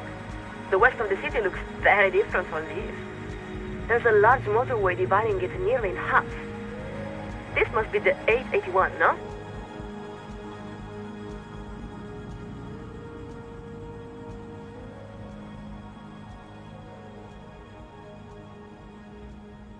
Very well. Now we see the lake, and around that, a rather vibrant-looking city quarter. There are some large buildings from the turn of the century, we would guess. So that is Martinez. A distended pause. A slight chill of embarrassment. She isn't sure what to say. It is quite striking, compared to where we're from. There are a great many destroyed buildings, still. And we don't see any horses. What's most striking are the people. We don't even know how to say it. We really couldn't say. That's one of the limits of disadvantage. But the whole district does have a very desperate character. And then there's all the tear lying about. It's very unpleasant to look at. We're going to widen our viewfinder a bit. Yes, recycling is very important. The Coalition always supports initiatives that promote civic responsibility and mindfulness. A roundabout. Strange. We see the roundabout and the monument, but the horse seems to be missing its head. And there's a man on top of it? That's you. We have to say, that's extremely irregular, Lieutenant. What are you doing on top of the public monument? It must be. Unfortunately, we don't have time to hear it just now. In any event, it is certainly interesting to see you, even from afar. Most of the time, we signalers just have to imagine what our interlocutors look like. It's been a long winter, long and cold. Be advised, officer. The signal is liable to fail any moment now. Lieutenant Dubois, are you there?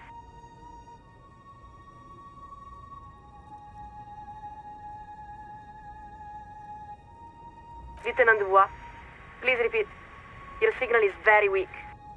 Ich kann doch auch nächstes Jahr zur Akademie gehen. Nothing important. Bad connection. Going to update the receiver frequency. And the line goes quiet. The lieutenant gives a long sigh as he removes his headphones. He looks up at you. I think it's best for you to climb off the statue now, Detective. Your real work is done here.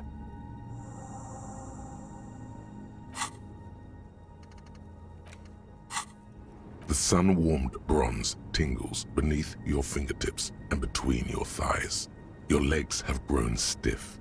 You've been up here quite a while. You look around. The strikebreakers are still shouting their slogans and waving their hand-painted signs. Beneath you, the lieutenant and the programmer have begun disconnecting a few cables. There's really no point. You're beginning to feel like the little child who refuses to come down off the carousel. Good. Now give me a hand with these amplifiers. Leave the cables. I don't feel like making 2 trips. What's one more trip across the waterlock?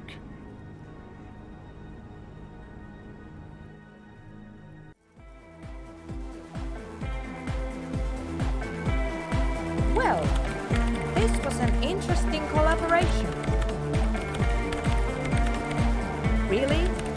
I do not think we were all that successful. But maybe the RCM has a different definition of success. In any event, just leave that equipment here. I'll put it away later. If you'd like, you can take one of the extra headsets. I don't need so many spares. Now, you'll excuse me. I have to get back to my own work.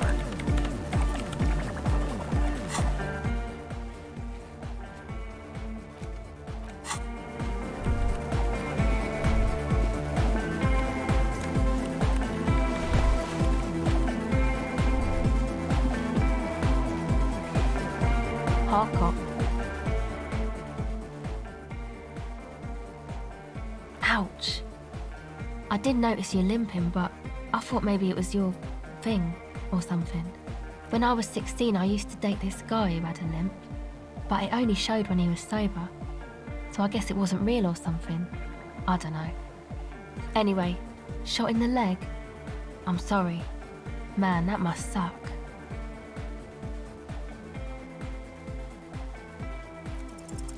The device feels light, an angular omic.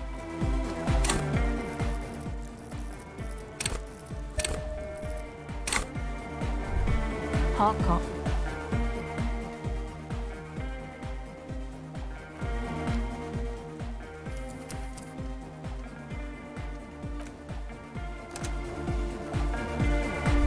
Harcourt. Harcourt. The device feels light.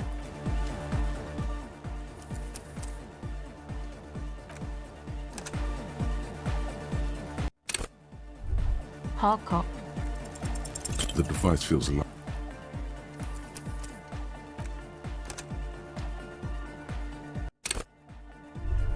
Harcourt. The device.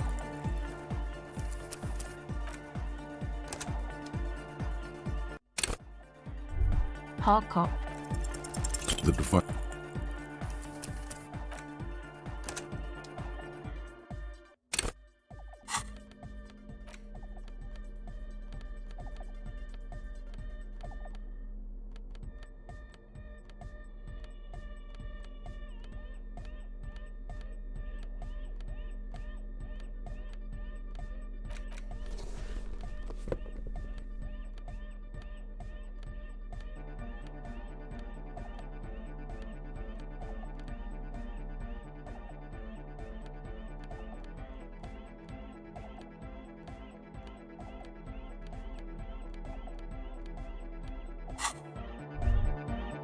Harcourt.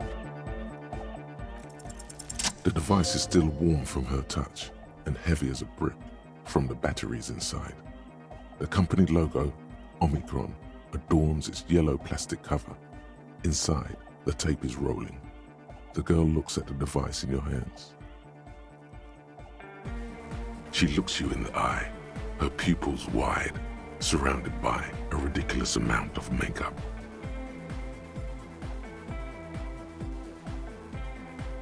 Your words echo through the hall. The wooden boards all around groan and creak. She remains silent. It's real. Tell her.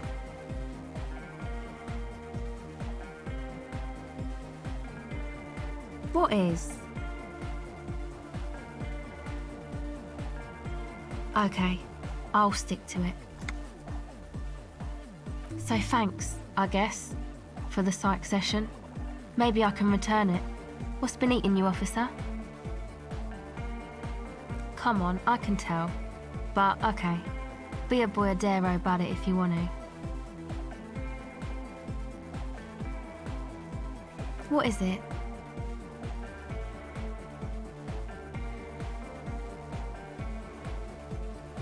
Oh, really? So, the thing that's been eating you is the slow pace of social progress?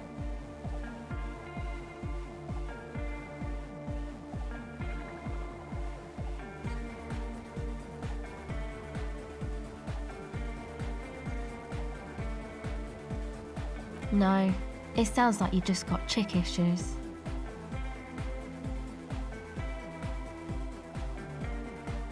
Well, think about... Anyway, was there something else? Sure. You have... Sure.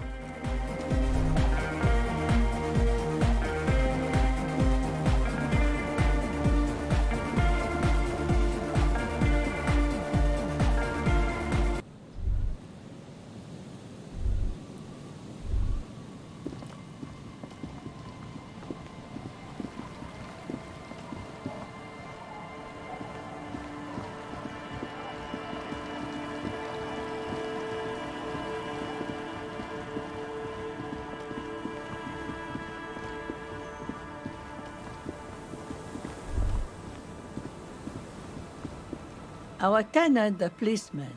I hope the waves don't keep you up at night. What can I help you with? Even I can see that. I told you not to bring your trouble with you, policeman. Though I suppose you took the worst of it. Turns out you were your own ill omen. I'm not sure those were the last of the men with guns either. There are always more coming for your kind, officer. Then we'll be ready for them.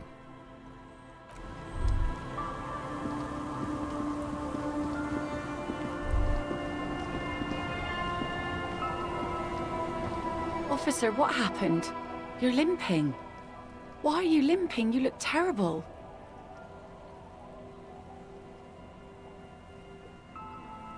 Is this from the shooting in town? We heard gunshots. Not that we don't hear gunshots all the time, but they were closer than usual. There was an exchange of fire on Rue de Saint-Guylaine.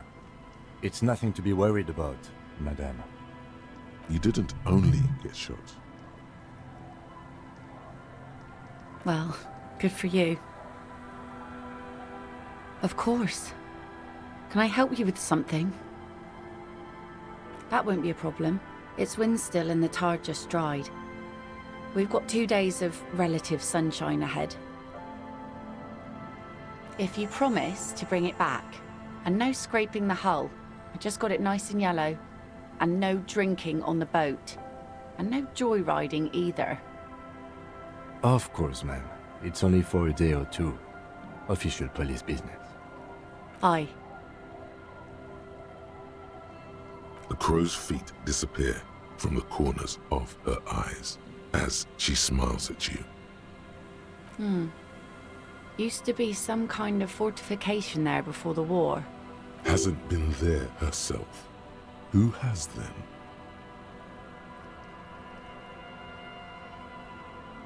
My husband used to drink there. Him and his drinking buddies. The kids sometimes go there too. The twins. Can we maybe ask your twins about that place before we go?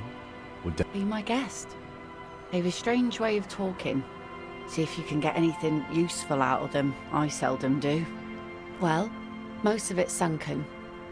Underwater. That means concrete underwater. Cut your boat if you're not careful. Be sure to enter from the south side. Water's deep there. Aye, aye, Captain. Please be conservative with the fuel, will you? Just filled her up, but it's a small tank.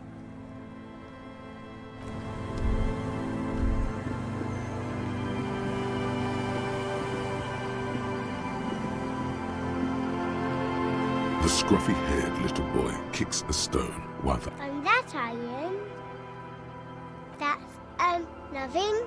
And we make a fire. Mm-hmm. Gather the sticks for the fire. They're nice. Your nerve endings sting from the mention of a... No. Yes. Let's go with yes. Because he asks to put the fire out.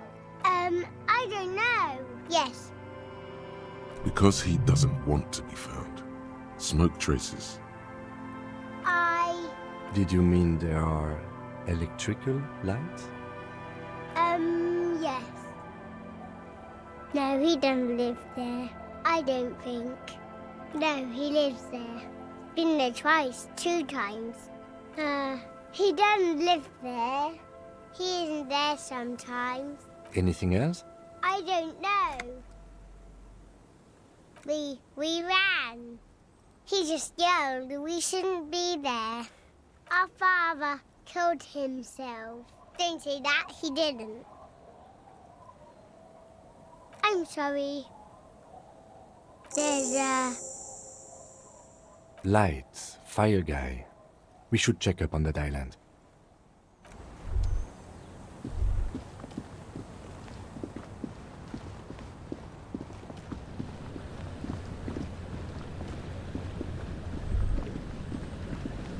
A skiff with a small steering engine in the back floats on the calm mirror of the sea. Its 2 seats are empty. The boat's belly is a shiny yellow color, industrial paint over fresh tar. You see it reflect off the water, along with the factory number, A72. Once you get in, that's it. One pull of the starter handle, and you're off into the bay. A strange trepidation comes over you. Have you made all the necessary preparations? Closed all your accounts? Remember what the net picker said. It's a small tank. You won't be going back and forth on this.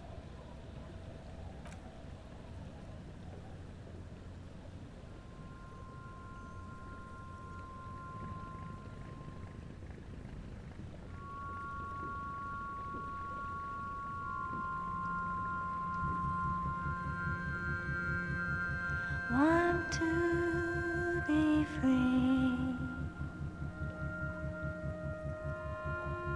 Want to be free.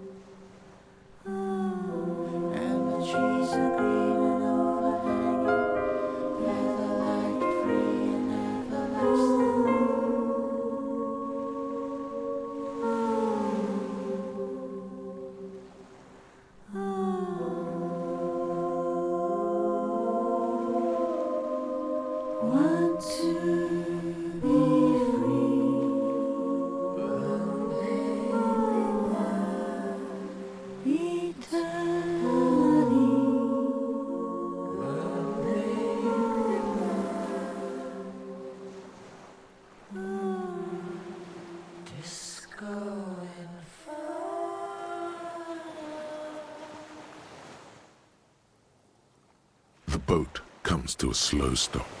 The lieutenant turns the engine off. Then there's silence. In the silence, a sputter of wings. A flock of quails takes off in the distance. There is very little wind here today. The ghost is standing still. You look at your arms, then the cliffs above you. Let's go.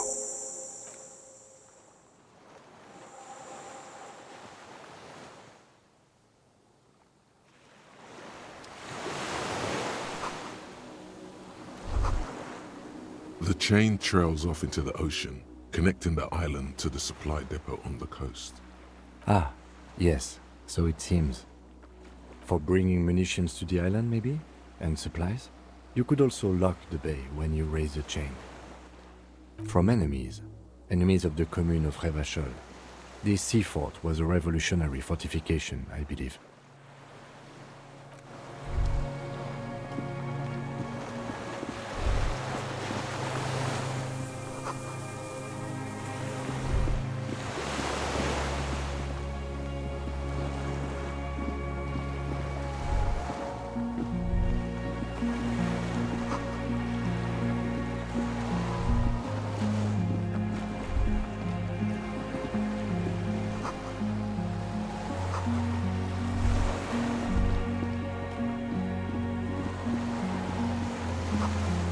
The dry grass crackles under your feet as you stop. Far away, birds' wings touch the still surface of the sea. The flock of quail departs, now more than 100 meters away, 102, 105. On the islet, there is almost no wind, just the light movement of air through the reeds. Bulrushes swaying on the waterline. Long-dried leaves chafing against each other. The great ghost of the air is holding its breath. A silent hiss, sea air moving through the needles of a pine tree. The faraway roar of the city, a low hum. The air slowly moves through a concrete box, through its ancient slits and cracks, resonating. Hollow air flows out of a pillbox window. There is very little there. The air cossets flowers on a meadow. A jitter, a sound impatient to happen, but not yet in this world. Yes? This is where a lesser man would stop to think about the pain shooting up his right leg and into his groin. Not you. You're concentrated on how. It is. Is that why we are stopping?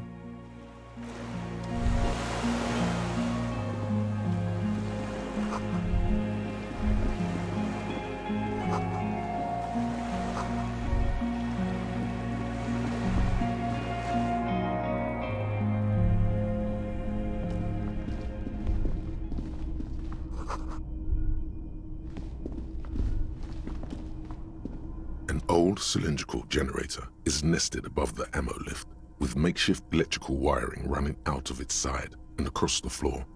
The cables disappear into the wall to your right. The lieutenant puts his hand on the metal barrel, checking for warmth. It's cold now, but someone has been maintaining it. The one downstairs, somewhere? Liquid carbon. I would imagine it takes mazout. The kind that's favored by vagrants and fuel thieves. It's been a long winter. The lieutenant pauses. Something seems to be pecking at the edge of his concentration. Long and cold. A hollow ring. The canister is empty. Dust falls from the generator and down into the ammo lift. I don't know. I'm not a philosopher.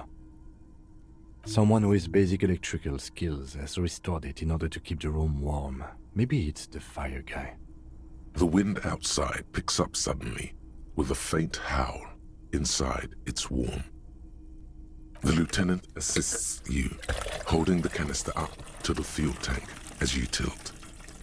Dark brown, viscous fluid pours out, and the room fills with a chemical smell.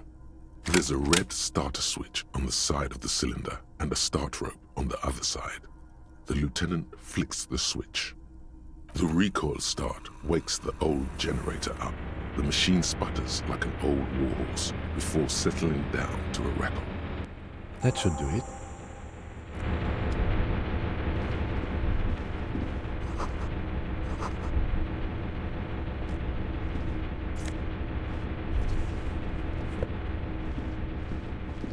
Books and magazines lie scattered on the floor and on a makeshift cupboard. They are not particularly well organized. Most are soft covers, serialized fantastique and detective stories from the 20s and 30s. This disparate digest includes the classic Animal Adventures. Among what is mostly commercial fiction and serialized stories, you find a magazine cathodique for electrical engineering. Then it's back to pulp. Light erotica, an international thriller about circuit benders. Someone's made themselves a home. Not that you can tell. This is a digest of some. You do feel this.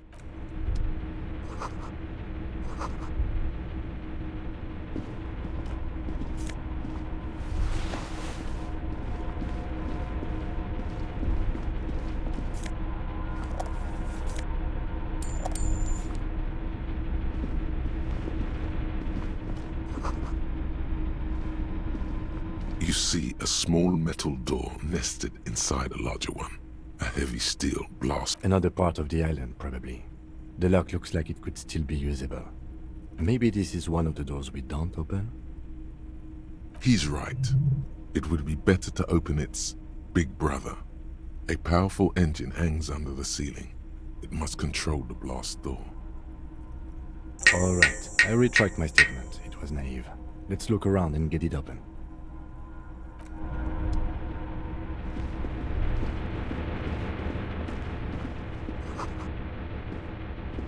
Green paint flecks off the monoblock aluminium cabinet. There are rows of switches on the front panel, a frequency band, and even a keyboard. The console of an antique computation device. The generator upstairs, with wires coming out, they terminate here. I think, yes. Let's see. That one. The emergency open. The dial slides under the glass, dark and silent. Restoring electric power has not breathed life into it. The lighting in the room turns on with a sizzle, a dim ambient orange. The blast door opens with a series of clicks. A shaft of light appears, then widens as the light shines in.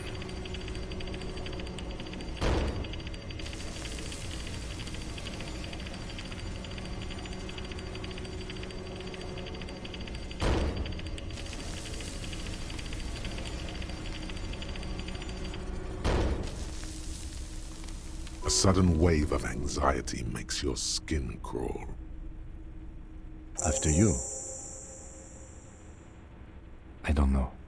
A thin wisp of smoke rises from a charred black fire pit. The wind picks up, then dies down again. Don't be.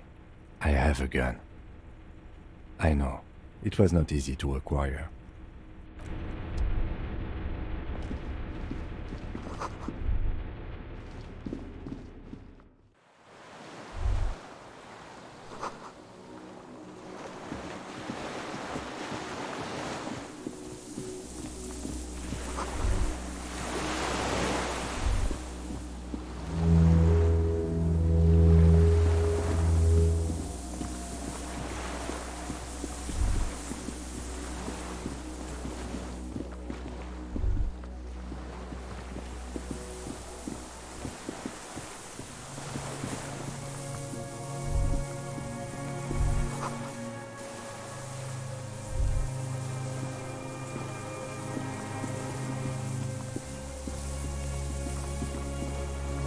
A strange feeling, looking at the water, with a bottle in your hand. Yes, cold and still. But love is warm. Oh fuck, yes. Go there in your head. It's been days since you thought about her. In the snowing mirror of the bay, you see Martinez. Islets and posts, like stepping stones, lead into the water.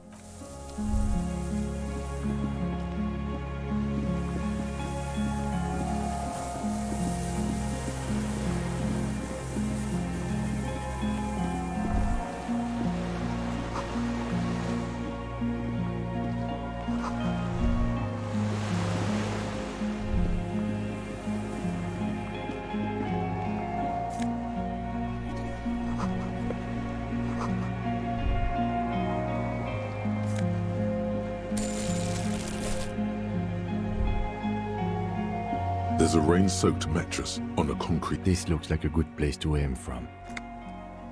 A single-person mattress, modern, and an empty can of beans on the ground next to it.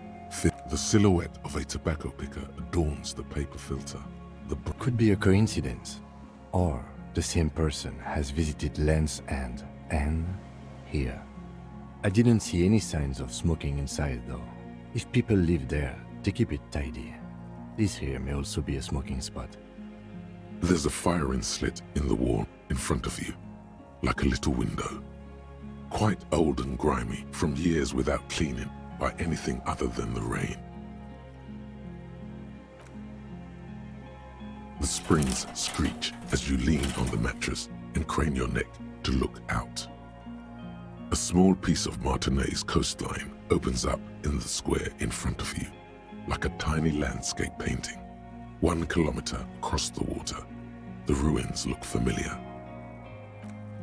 The red chimney and collapsed back of the 4-story tenement in front of the Whirling in Rags, Rue de Saint-Ghislain, 10, the doomed commercial area. A towering skyscraper, its top floors shaved off by artillery fire, Capeside apartments, Rue de Saint-Ghislain, 33A and 33B. The box-shaped silhouette of the Whirling in Rags. You see a small fleck of white on the rooftop, the upstairs window of Glasia's room, in the snow, reflecting light. What does that mean? Do you have line of sight to the window? More than that. A pair of binoculars? Or a scope of a rifle? You'd be prone, lying on a mattress, barrel resting on the embrasure. Cheek against the cheek rest, hand on the hair trigger, on a calm day like this. I think we have it. The origin of the shot. This is the sniper's nest.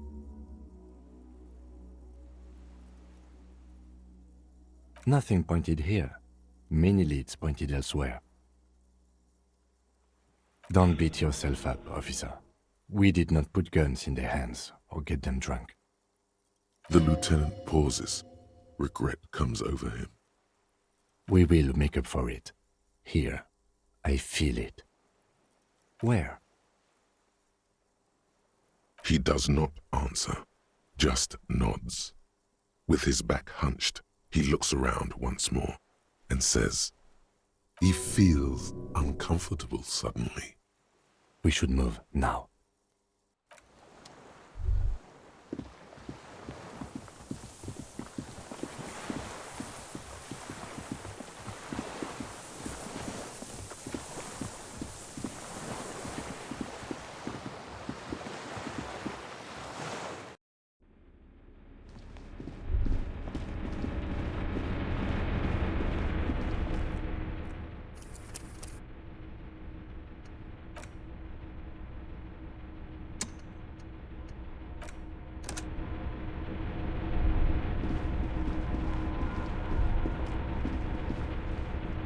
There's a greasy old spring mattress in the corner, resting on piles of soft cover books.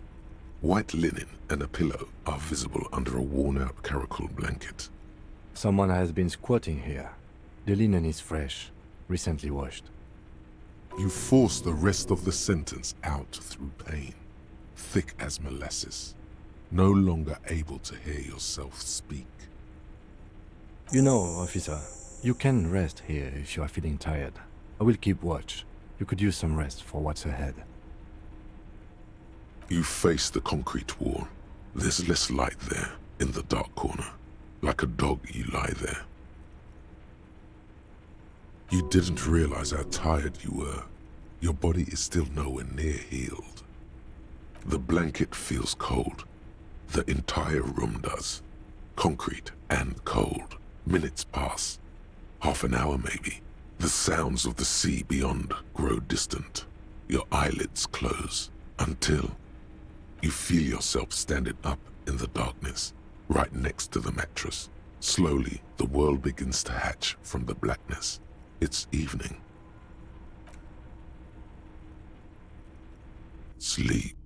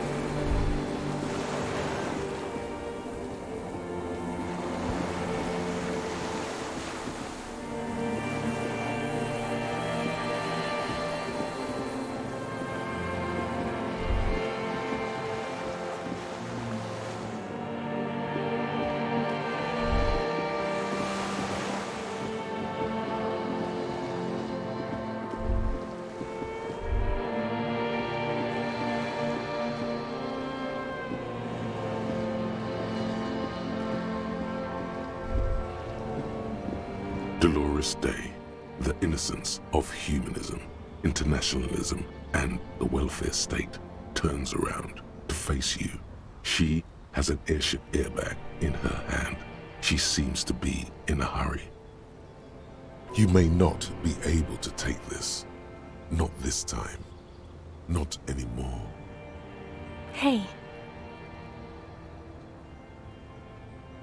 I'm doing really good, actually. Both professionally and romantically. I've come to a fulfilling and peaceful period in my life. Well, how are you doing, Harry? Oh, don't say that. I know this positive thing sounds stupid to you, Harry, but it works. We all have an obligation to be happy. You too. And you will be. Now, I'm going to Morova, to live there in Grad. It's 1 million kilometers away, Harry. Might as well be another lifetime. Just my scepter, my globe cruciger, a spare silk gown, a toothbrush, travel documents, the crown of immortality. Oh, this. This is just a wreath. The crown of immortality is made of rarefied light, mana and raw palladium. It was passed on to me by the rulers of late antiquity. She looks at the suitcase, not knowing what more to say. Then, over her shoulder, silence. Her nuptial gown flows in the wind, wraps around her holy body.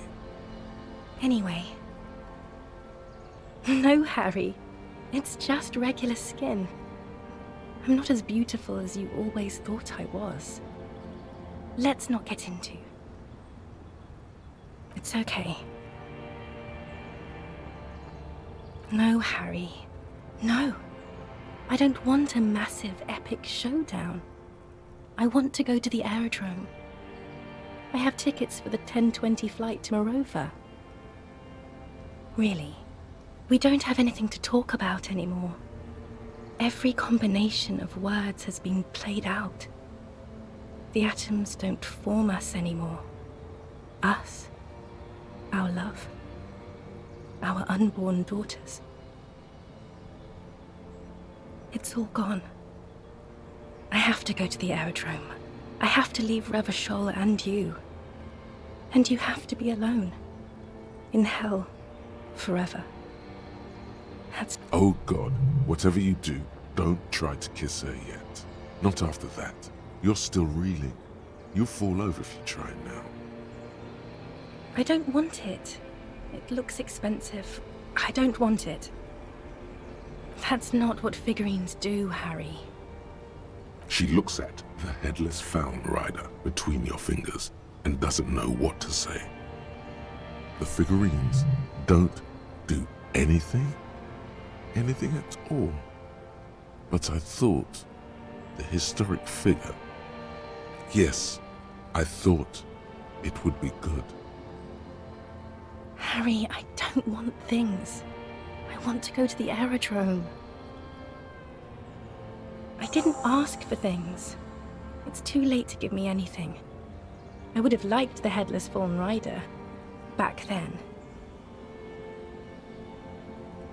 It's not, but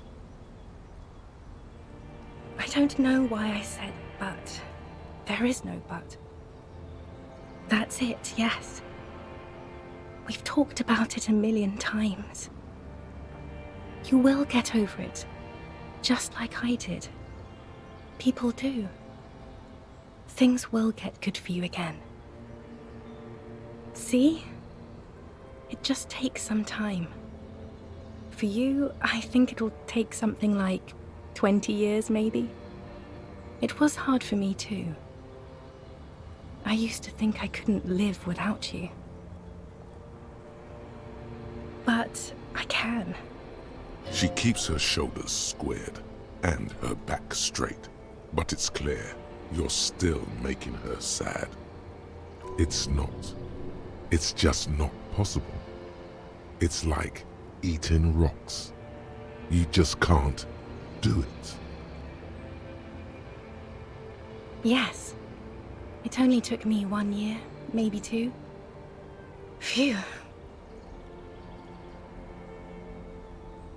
Yes. But that time is gone now. So very gone. There is a silence. She looks at you, then over her shoulder, then corrects the wreath on the dome of her forehead. As you talk, it feels like chewing on gravel, granite, steel bars. It's okay. No, Harry. We can't. We already tried again, and it didn't work. I don't know. Please. Harry, we can't be together because you're insane. She avoids turning them to you. They're turning moist now. Her eyes. She slowly shakes her head and tries to get a hold of herself, brushing her hands in her gown. You know what I mean.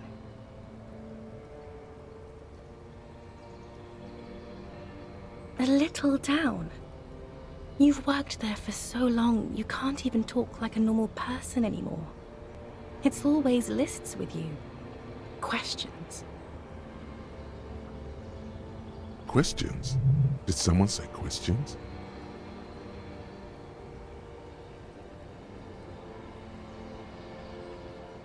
This is another one, isn't it? We're in a tree right now.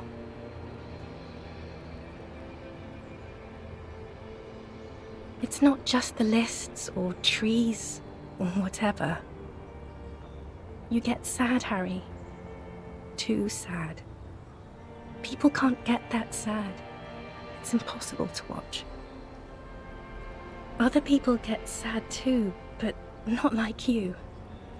You stay down for years, and then you start beating things. You get violent. In conclusion, you're ill. You're an old, insane man. And you have to be in hell until the end of your life. And I have to go to Morova. She doesn't know what to say. Yes, okay. I'm glad.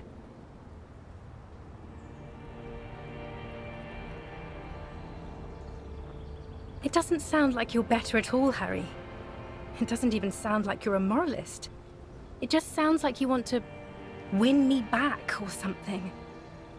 I don't want you to try that anymore, okay?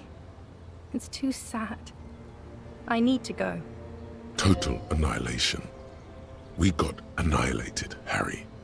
It wasn't about responsibility at all. It was always only about you having no power at all. Over her, yourself, anything. That's why they didn't take you on that airship. You're insane without her. We both said a lot of things. We were very young. It was her. I can feel it. I can see it in her tender, long fingers, in her wrists. Her hand wrote it, said those things. We will always have what was. I will always be influenced by it. But it is over. Now only total, unrelenting hell remains. I don't know what you mean. Dolores Day. The morning? I don't understand. Oh my God, Harry, stop. I don't want to hear anything about the morning. Mourning someone who's still alive. Any of that. I can't do that anymore. I'm not 80 years old, I'm 32. People my age are not supposed to mourn. This is a bit much for me. It feels like your ribs are cracking around your heart. Then why are we doing this? Wasn't I Dolores Day just a second ago? Now I'm the X thing? You're confusing me. Look, I have to be at the Lausanne Aerodrome at 10:20 p.m. I still have a light rail to catch. I haven't even bought the tickets yet.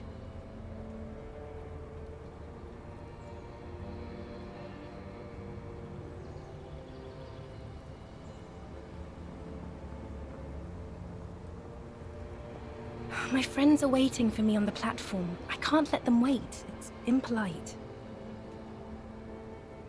I will. 1,000 times you beat an animal.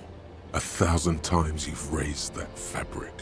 What is underneath has always calmed you, centered you, made you sane. Yes, Harry. I am. Things have gotten much better for me. Now that I am the ruler of the known world. A tiny golden watch with red straps around her bony little wrists. I am actually very ordinary, Harry. Below this gown and wreath, I have an ordinary soul and ordinary thoughts. This thing you've made me into. I'm sorry for saying so, but I just hate it. What is this? My lungs do not glow, Harry. I am just like all the others. None of us have glowing lungs. Stop making me into some kind of... No answer. The arches of her brows quiver as she looks you in the eye and backs away from you. You won't do any of that. You can barely make her cry. A warm gust wraps her gown around her waist and between her thighs. All the roads will miss her footsteps when she's gone from here. A completely different world.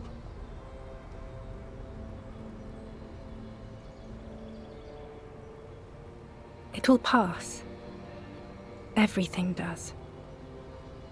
I have to, Harry.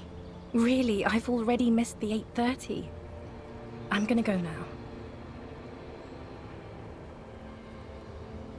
No, that would only be painful and dull. At the aerodrome, life, love, and laughter are waiting for me. At the cafeteria, dust, hell, and tragic comedy. Light, life, culture. It's so much better than here. Everything here reminds me of you and the horrible times we had. The nights we stayed up fighting for our dying love. I have to wipe it all off me and be clean again.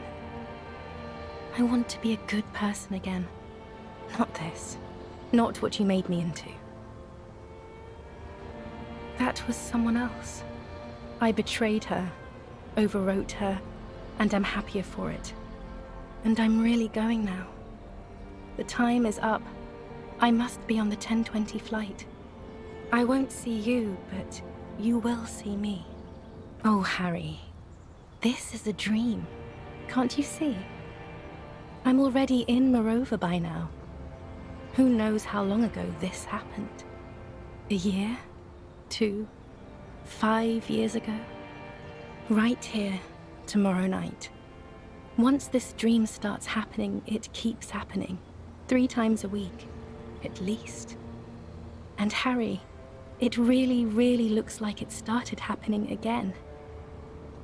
I'm suffocatingly beautiful and young, and I smell of tutti frutti chewing gum, like I did that time when I asked you for forgiveness, after leaving you the first time, so long ago. Oh yes, this is real darkness. It's not death or war or child molestation. Real darkness has love for a face. The first death is in the heart, Harry. See you tomorrow.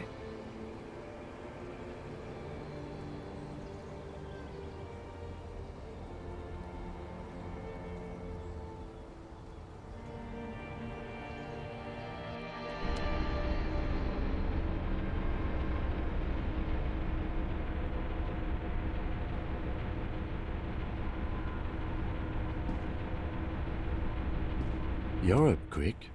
How was your sleep?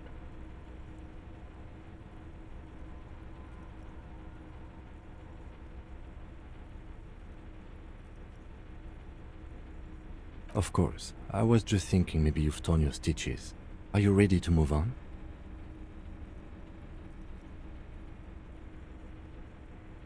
I did not want to wake you. Perhaps I should have? Was it a job dream? The lieutenant nods solemnly.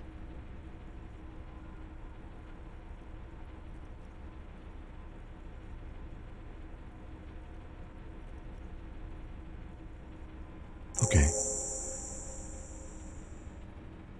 He's still worried. You must have really thrashed and squealed in your sleep.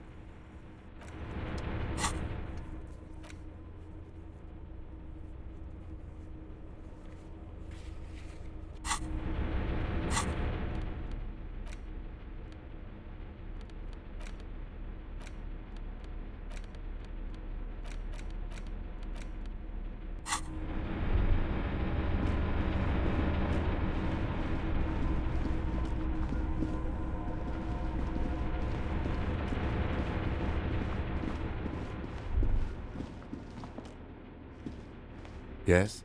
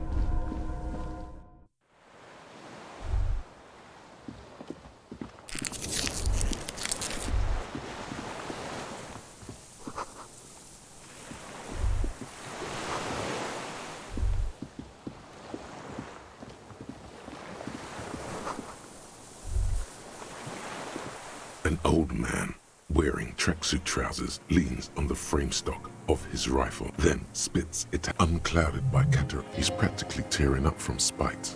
Hatred got the best of him a long time ago. This man hates everything. It's not nice. It's a piece of shit. But it gets the job done. It's a Triangong 446. A Samaran rifle. How did you get hold of one? It was sent to us by our brothers in the Sinyao commune. Military aid.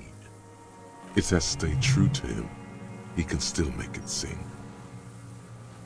I did. And you opened it. How? The boat engine. On the water. My eyesight. A shudder of disgust passes his right side. His left side remains motionless. You heard me. It's good now. Like chalk wiped from the board. The what now? I can't hear you. I may have.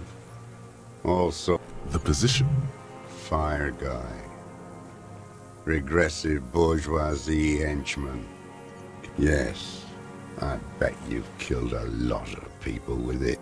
Have you come to make me one? We have come to ask you questions, nothing more. If you do not comply, we will take you in. Do you understand? The danger levels here are hard to read. One moment he's afire, the next, a fire gone out. The lieutenant pulls his pistol from the holster. You are a glorified night watchman. There does not seem to be a magazine in the well. The rifle's side is clearly visible. Yell at him now, loud.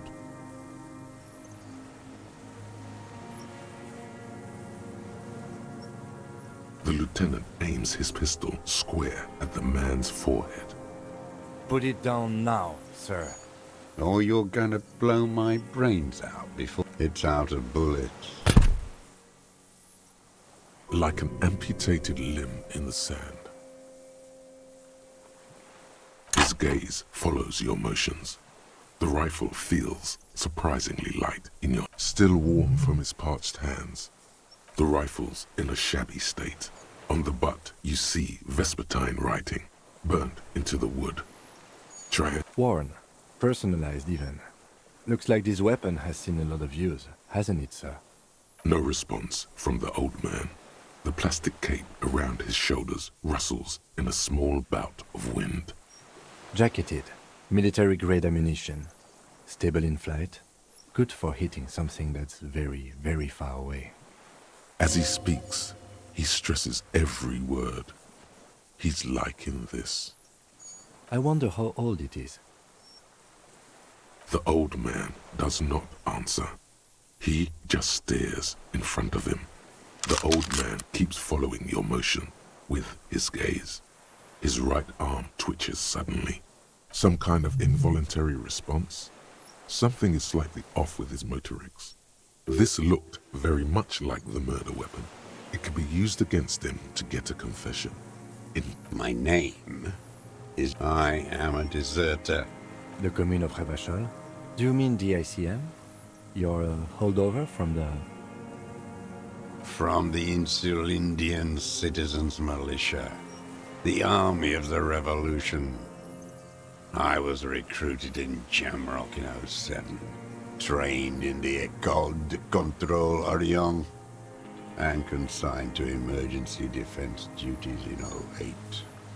I left my unit on the 43 years. I was an resurrection until they turned it into a spa in 18. It was hard in the Thames. There were posters, campaigns. We communards still hoped, and they needed to snuff that hope out. The East and others too. Some cordons of Revachol was stiff at night. I used a dinghy. I only went after dark then. In the city, you move underground? From bunker to bunker. Not anymore. No one cares now. I don't even have to hide. I don't want to. He does not want to see life moving on. People forgetting, drinking, laughing. So you finally found it.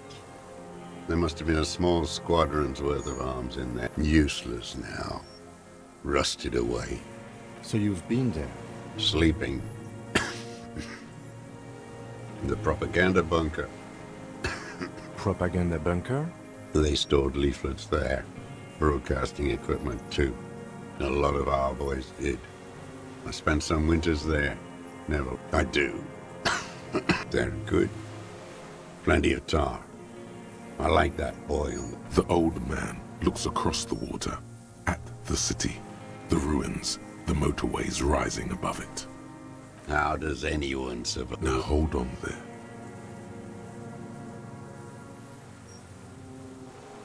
Supplies, vegetables. How is your health? I've been throwing up blood since winter. The RCM can provide medical services. You need to be looked over. I need to die. You also have Druamine. There's nothing to look over. The triage is in, and it's black. Administer morphine. Moribund. I have been running out of that stuff. There's no way he could manage the pain without them. It's safe to say he is addicted to painkillers by now. It's the little joys. A dark joke, a sunshiny day, morphine. I haven't. I have holes in my brain. I don't even know what. Inferno? I would imagine it gets tremendously difficult, mentally, to live in isolation. Traitors. It's better. It's disgusting. Are they not heartbroken? How could they have moved on? You're with the RCM, the coalition-appointed mob that enforces bourgeois morals in Revachol.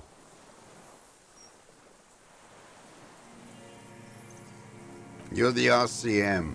You represent the Moralist International. Take me to them as a prisoner of war. A spray of blood from his mouth on the black charcoal in the fire pit. 43 years and 10 months. It's inhuman. It's... What have you been doing during all this time? Hiding, fishing, waiting. Where the afternoon grows late, on Rue de Saint-Ghislain, people walk home. Street lights will soon be lit. Further inland, the streets are alive. Always waiting for her to return. Her who? Girl child. Revolution.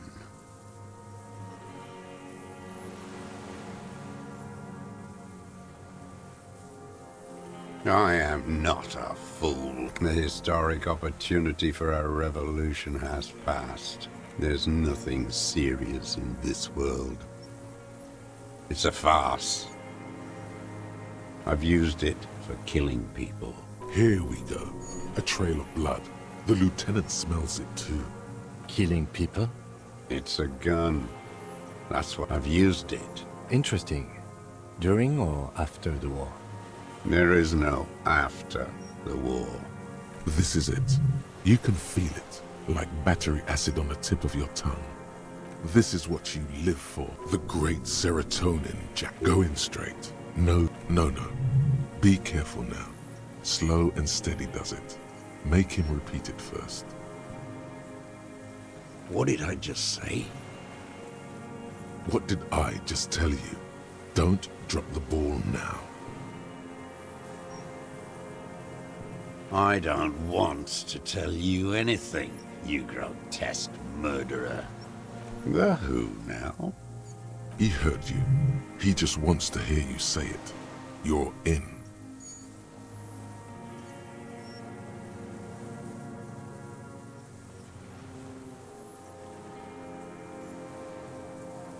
Oh, yes.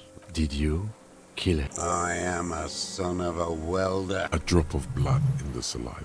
The gun. The murder weapon is the perfect opener. The scent of blood in the air. But what else? There was something you can't remember. I saw you poking around there, looking for evidence. You had direct visibility. There are embrasures in the concrete, specifically meant for a top follower to use. And you had a long-range rifle in your possession. You have been here a long time, Mr. Dross. Too long. You need medical aid. I'm ready to die. I've done my part. Because it's a sniper's nest, you stupid fuck. Radio... Wait, here it comes. The goddamn Maybells. The dried Maybells on Clausia's roof. There were Maybells in the grass when you got here. They're revolutionary symbols from the war. Nowhere else, nowhere in all of Martinez have you seen them this spring. Wait, don't forget the footprints. The diagonal prints in the dust in the secret space behind Clausia's bedroom. Now they're gonna come up. You got it. Remember? The boot prints were like no modern soul. Maybe don't beat yourself anymore, though. You're not immortal. Damn Maybells. He seems tender suddenly. So many this year, too. The spring is coming. They blossom on the islets before. South, the Bay of Martinez is dotted with little freckles of islets. The coast, too, before they pile their containers on top of it, filled with broken, useless trash for fat-fingered bourgeois children to... You must get around a lot to stay undetected all these years. Do you know any secret paths? Pinball workshops? I may. Clausier, with the victim. There is a small tremble, looks like a smile, a crooked smile, yet isn't quite voluntary. Everything is brands with you individualists. Who cares what brand? Show me the souls, please, Mr. Dross. Fucking imbecile. The maker is Sensorique. The model is Cordobe, and the size is 43. These are not the unusual horizontal patterned souls you saw in the dust on the floor of the hidden room. They do, however, seem to be about the same size. The size fits, but not the soul. Simpler? No. This is another loose thread you will never connect. The lieutenant raises his brow. People change shoes, Detective. It was you. You were there, weren't you? Crawling and whirling in rags. What were you doing? Some kind of reconnaissance? Preparing the scene? Listening in on her? Trying to rack your brains. You're desperate to report something back to your masters. They must have really loved that dead fuck. The old man stares at his own prints in the ash around the fire. Silent suddenly, some strange process within him. A gush of wind. Seagulls in the distance.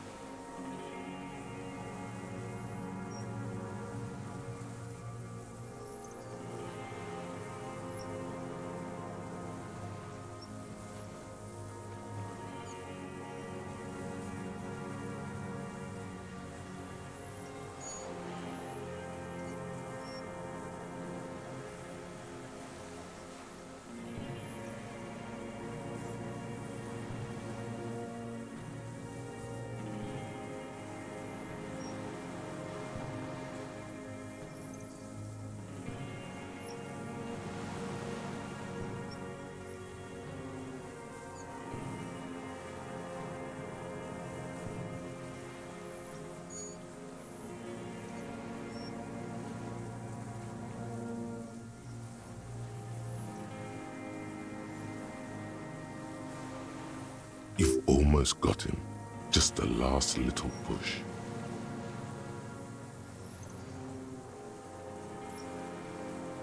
Damn Maybells. He seems... So many this year clad with... There is a small tremble. Looks like a... Not a lot of guns around that use military-grade ammunition, are there? It's a real gun. Not like your little musketeer pistols. You look... Damn, he saw you. He's watched it happen. You know what? You're right. I'm convinced this made the shot. Should we call it? Good. This feels good, doesn't it? Thanks. Murder.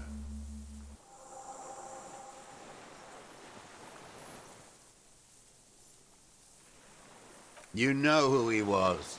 A coalition-trained murderer. Armored and armed. He wasn't human. The blunt end of a hammer. Beating us to the ground. Moaning. Got your attention. Oh, the inhumanity. The lieutenant raises his right arm to hush you, while the lieutenant listens, holding his breath.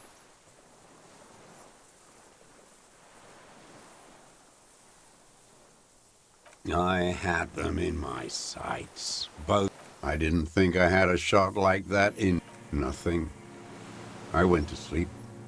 Next morning, and so they did.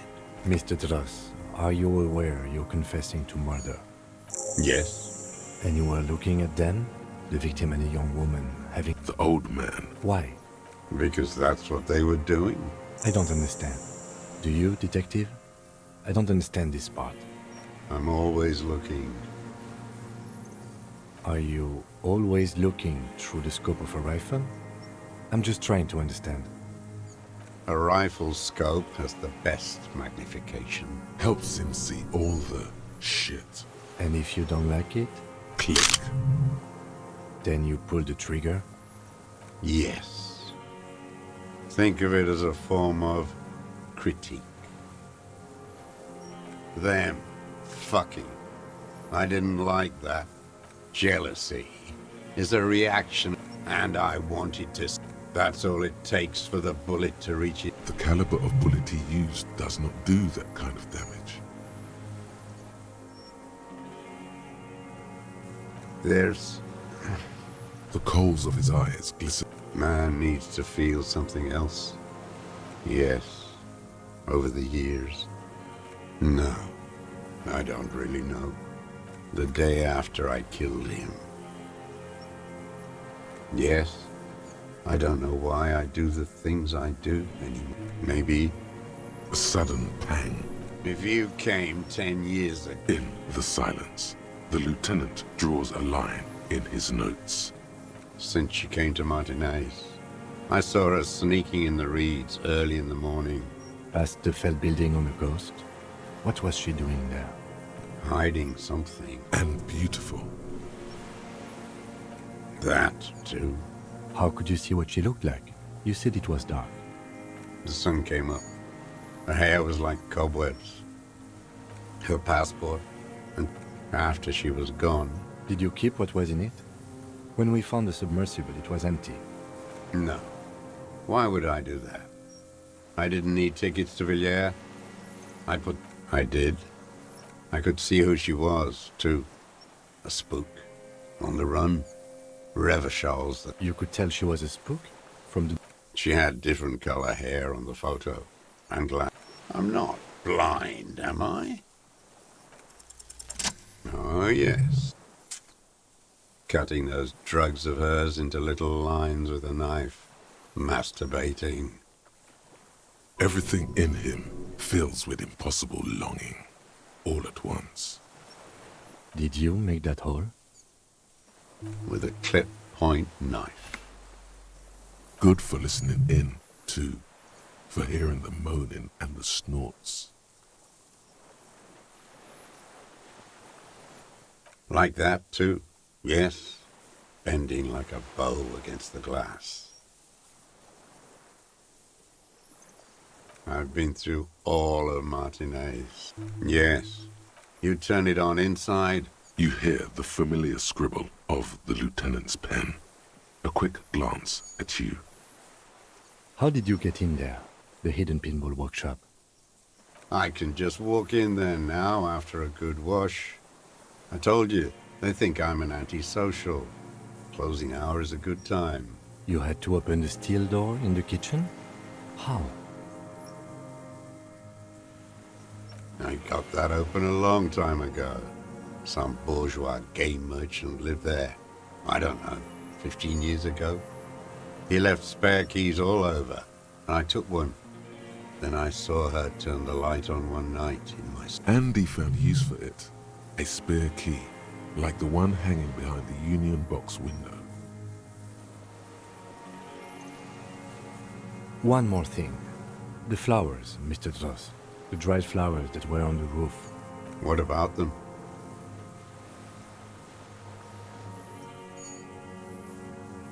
I did. I shouldn't have. I was there one night, and she was the day after. Yes. I don't know why I... Neither does he. He in the silence. The lieutenant draws a line in his notes, then nods at you once more. Her. You hear a low-frequency hiss. Barely. The lieutenant nods at you in acknowledgement. Where is she, that Clazier? I haven't seen her there for days. I know she's gone. Locked up, or on the run. She kept staring into the scope, you know. Like she knew I was here. Midtown, across the Bay of Revachol, the oceanic wind washes 40-story towers. On the platform, a young woman... We could get more. We've got him talking.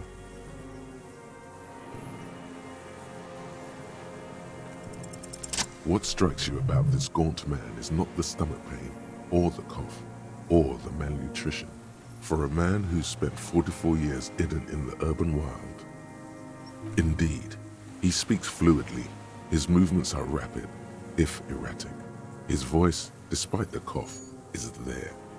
It is capable of expressing complicated ideas. It's a mystery. This animation comes at a cost too. Erratic hand gestures, thought processes cut off like threads, as he just stares at the logs or the reeds. He also suffers mood swings, bubbling to the surface, unconstrained by his nervous system. Great leaps of emotion, from anger to grief, despair. You've seen demented people before. This feels similar, yet different. When his thoughts move, they are lucid, keen even, not senile. Is it some kind of substance damage? Like he's addicted to something? Not only the painkillers he's clearly on. Perhaps, but his seems more than that. The inner turmoil takes unexpected turns, as if forced on him in a way. In summary, you sense some underlying neurological disorder. No. I won't be stuffed full of shit like the rest of this city. You said you take painkillers. I take them to cope with pain. The people of this city use painkillers because they have pain. Untreated illnesses. Not enough money for a greedy doctor. It's not a downer, rather an upper, judging by his snaps. Like some kind of decadent rock star. No, I'm not okay. I shit blood, and I'm surrounded by insane people. There it is again. Erratic hand motions, bouts of rage, and the stomach thing too, of course. Could it be a symptom of overdosing on something? Something even you have not tried? Keep your eyes peeled. A tragic comedy. A strange little engine seems to fire up in him again. Specifically, the whole city. Because of the racists, pumped full of steroids and... Yes, the fly larva in his container.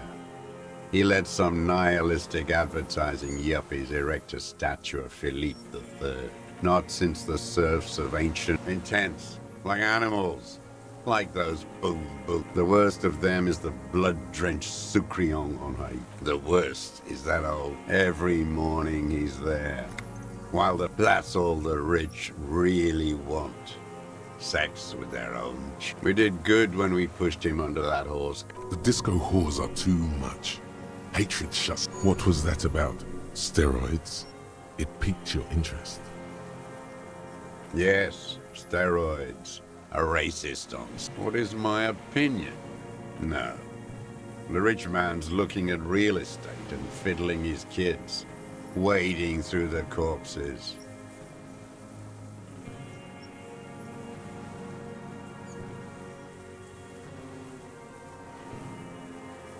I find it strange that you keep bringing this up. The rich man doesn't care about complexion. He rules the world, and he laughs at your moral soliloquies. Glad? It's all gone. What? But you said I would be taken to the... This terror is the sum of all the uncontrollable movements and mood swings The wind picks up. Your Wayfarer rights have been suspended.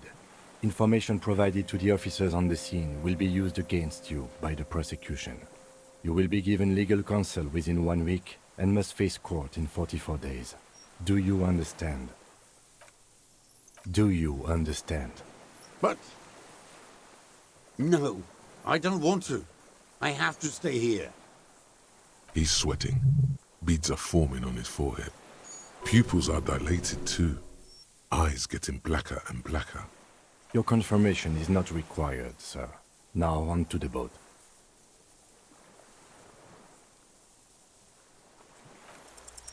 There it is again. Something. Maybe there is room for 3 on the boat. What? What are you talking about? Is this... Your skin crawls.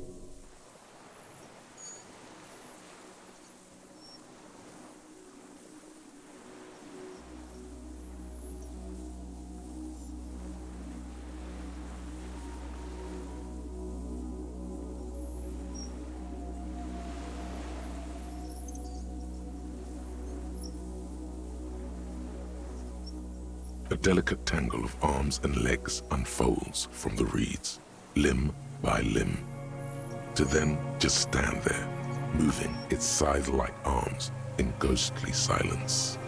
It's still there, an unfolding mechanism. What are you talking about? There's nothing there. The stick insect is over 3 meters tall. It looks straight at you. You feel your legs shaking under you, and your gun hand move to your holster to grab the gun. You feel the lieutenant's hand on your back.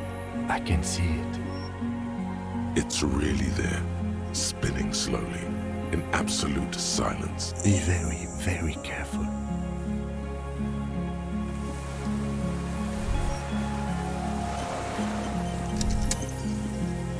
The creature stands on long stilt-like legs, antennae hanging from its head like a woman's hair, white and curled at the tips. Its reed-like tufts stick out. The hiss is different from the strings you heard before. It says something else in a lower pitch.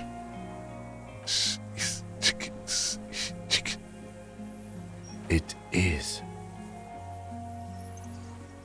You glance over your shoulder.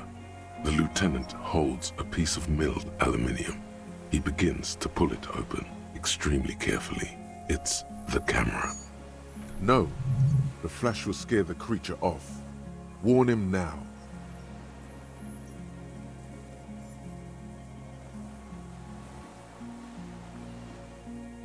We need a photo. No one will believe us.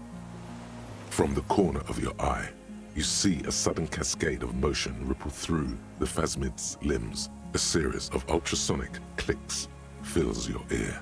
I am not palatable. Do not eat me. I am afraid. I won't be one of those fools who didn't take a picture. You see the phasmid turn to him, its mandible antennae reaching out. Its motions are quick, sudden.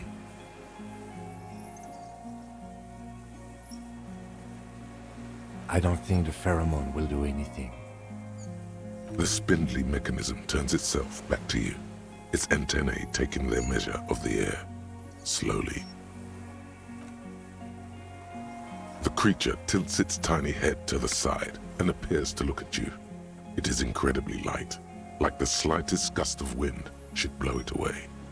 But there is a sadness in there. Or is it in you? From the dream.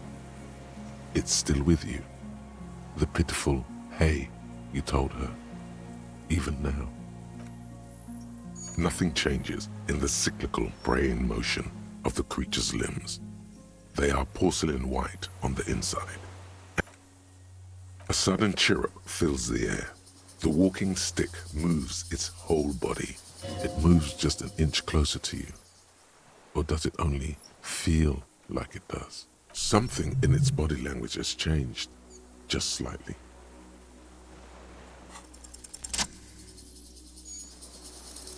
Slowly, with your breath held, you take 2 small steps toward the phasmid, like laughter, a sort of happiness. Sweat drips from your brow, soaking your hissing and clicking. It extends its mandible-like antennae to greet you. You're right below it now, looking up at the colossal chitin of its white limbs. The insect stops its stridulation, seeming to observe you. Suddenly, no, stop, be afraid. The invertebrate comes back to life, stridulating. Sets of complex eyes follow you, moving in tandem on either side of the insect's small head. No reply. A total ancient silence comes from its mouth. You were right. Little bubbles form on the faintest smell, like you've never felt before. Like burnt roses. Careful. It may be poisonous. The foam slowly turns a darker shade, like burnt caramel, as the insect letting out that same smell, like summer burning. Nothing. Its simple eyes give off no flicker of light. No one is home. The twig it's spread too thin among its limbs, performing incomprehensible operations on the world. And you, looking at it, mouth slightly open. You cannot even imagine what it thinks.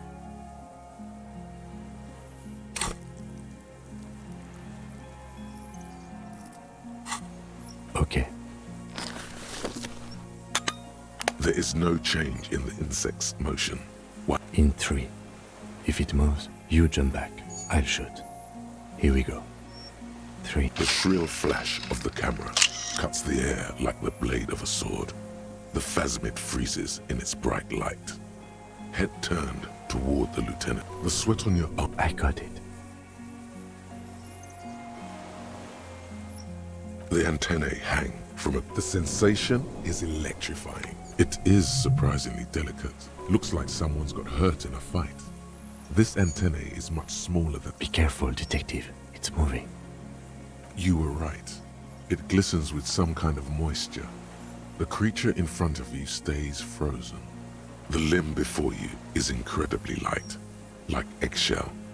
It's much... Warning! A small shudder passes the creature's arm. High above you, its black pearl eyes still here. Within the smooth white inner part of its limb, you sense something. The nervous system could be spread out like that, over the extremities, like a cuttlefish. It tastes like sugar, very faint, odorless, mostly comprised of water. Another shudder pulses through the creature's limbs. It jolts back to life, like a record continuing where it left off, in a swaying, praying motion. Even the small black... I exist. Tell me, what is life for you? What is your illness?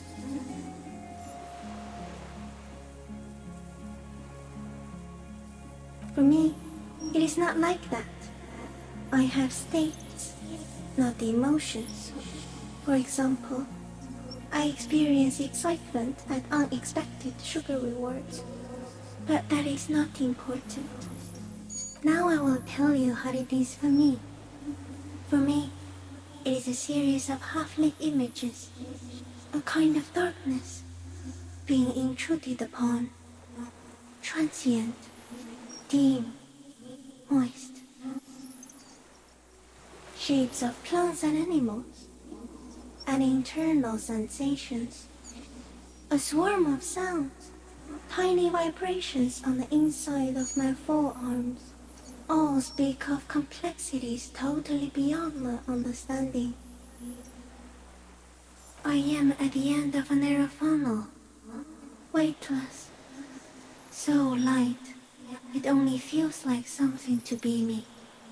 In truth, perhaps I'm nothing.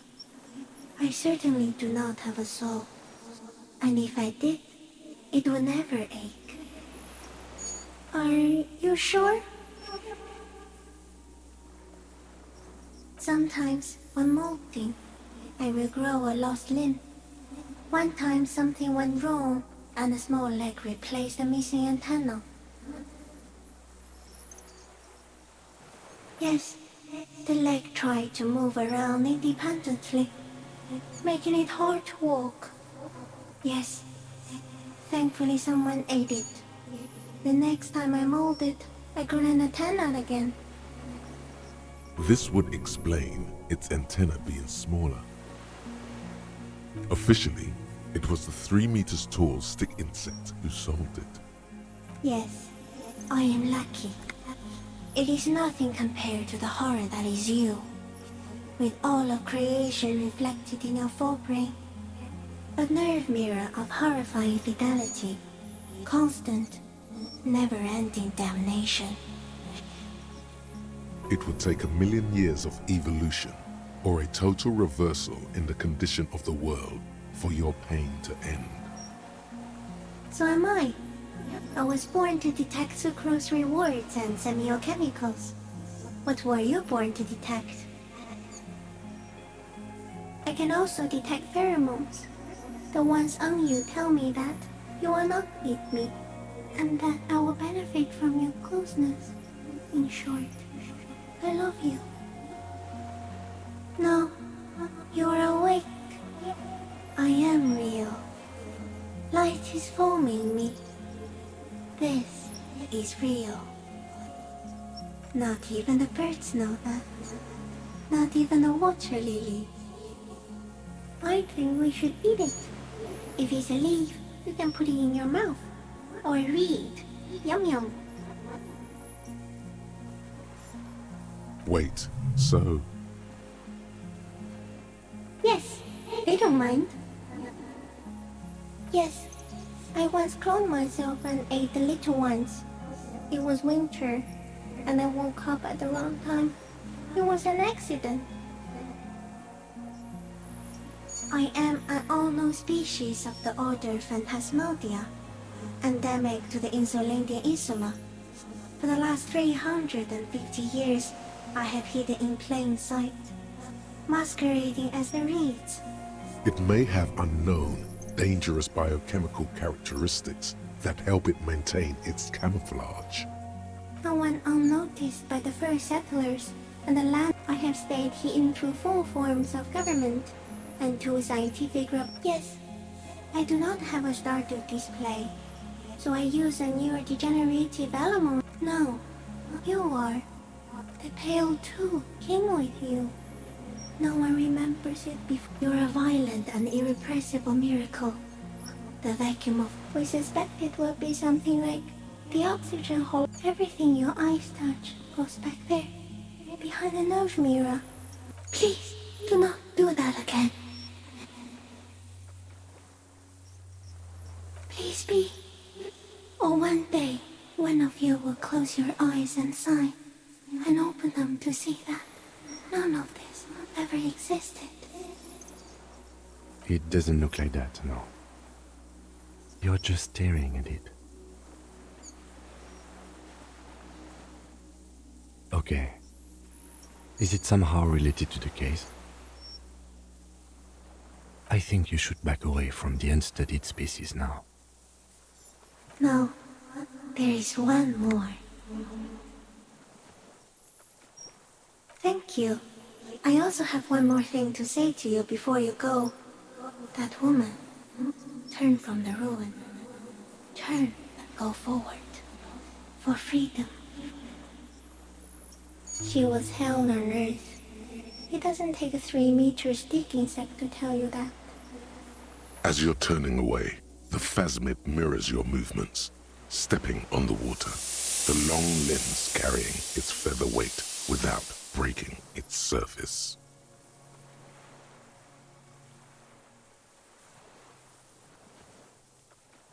And just like that, it's gone, skating away across the sea's calm mirror like a skipping stone, leaving nothing but circles on the water. And something under it, in the place it's gone.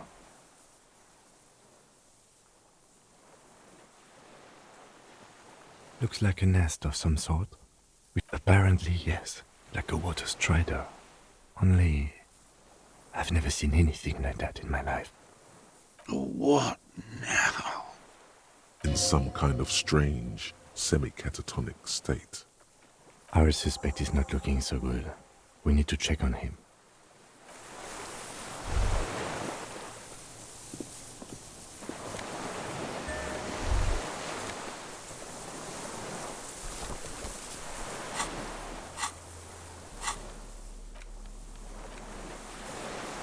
This passport. Classia's hidden documents. From the MT boy. It's Clasia, with short and old photo. Before life came and did what... Maybe our man, Mr. Dross, took it from Classia's, or whatever her name was. Hiding place, or... Like a magpie? What a coincidence. Then it would also have collected the other object. By now, the lieutenant has accepted your unusual... I can see how the helmet could wash up on the island. And the scope. Maybe Mr. Dross lost it. But to seek this out would be very unusual behavior for an... Would it? Maybe it was simply curious.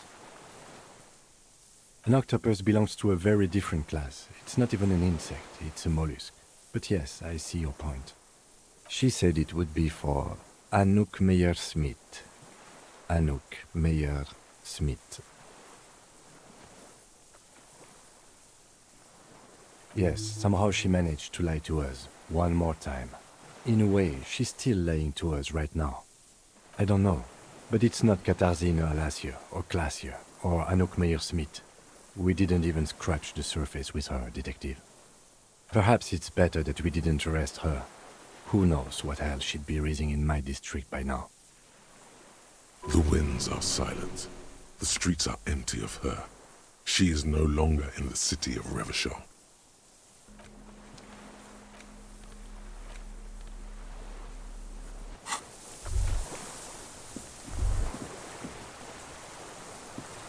What is it? What do you want from me? I can't go. Something is very wrong with him now. See? Mr. Dross? The man does not respond. He keeps staring with fear and like an addict of some terrible substance. A light shiver passes him, followed by nothing. He's going into some kind of psychomotor immobility. The good news is, this solves our transportation problem, doesn't it, Mr. Dross? The trembling mouth appears to sigh.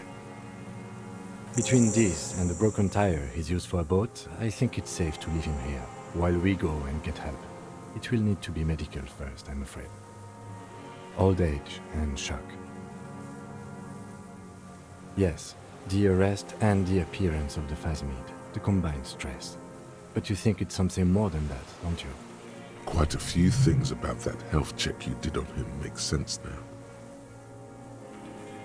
He was energetic and articulate. After all these years alone, with little hygiene or medication, I would expect worse. It does not seem to be animated now it's left. Honestly, I'm ready to believe anything at this point. Maybe it is psychoactive. I mean, why not? It's 3 meters tall. That could be part of the shock. But you're right, something is off here. Mr. Dross. No response. Then how did we see it? Oh, you mean whatever does this does it over time? Mm-hmm. Mr. Dross, have you ever seen a stick insect pretending to be the reeds? The doctors will have to look at this. I hope your station has better medical personnel than 57. Like a drug? His pupils appear to be dilated. They still are. Told you? Yes, good. During your long staring match. I understand. He did seem distressed when it finally came to arresting him. Like he didn't want to leave this place, and the insect maybe. I have absolutely forgotten to take notes. I hope I remember all of this. This will be one hell of a report. Thank God we have the photo. He stares into the reeds. Your words don't stir anything in him. Nothing. The last embers. If Kuno kicked it into the sea, as he said he did, the ebb would put it back here. This makes sense. Mr. Dross could have picked it up. Or the Phasmid even. If it did, this is incredible. No reaction. His breathing is slow, and he appears very old all of a sudden. Around 80. Did you take this passport and other papers from a boy on the coast? The spirit. He hears us. The spirit? No reply. Try something else? We got him back for a moment. I lost. He turns his eyes to the reeds again, as he's done so many times. He lost the scope. Then it somehow made its way over there. With the help of a magpie Phasmid. This sight is a T9, Mr. Dross. Was it attached to the rifle when you made... Silence. Not you've gotten all you will out the plastic cape. The blacks of his eyes are receding. His pupils are returning to normal. The strength has all gone out of him. Just frail old... We should think about getting back to the mainland. To get help. He'll be safe here.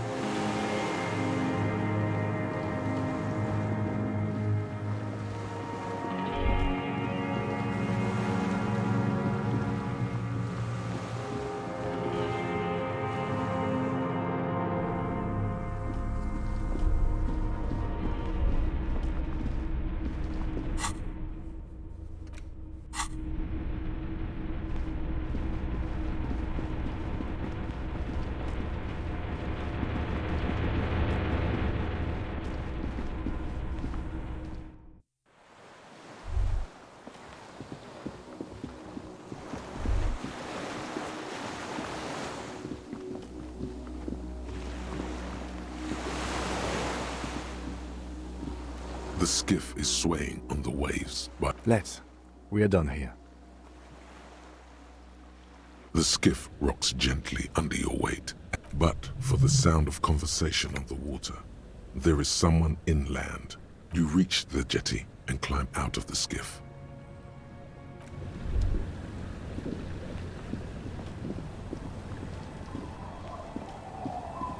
Look what the tide brought him. Harry, you're bleeding all over the place. You're half dead.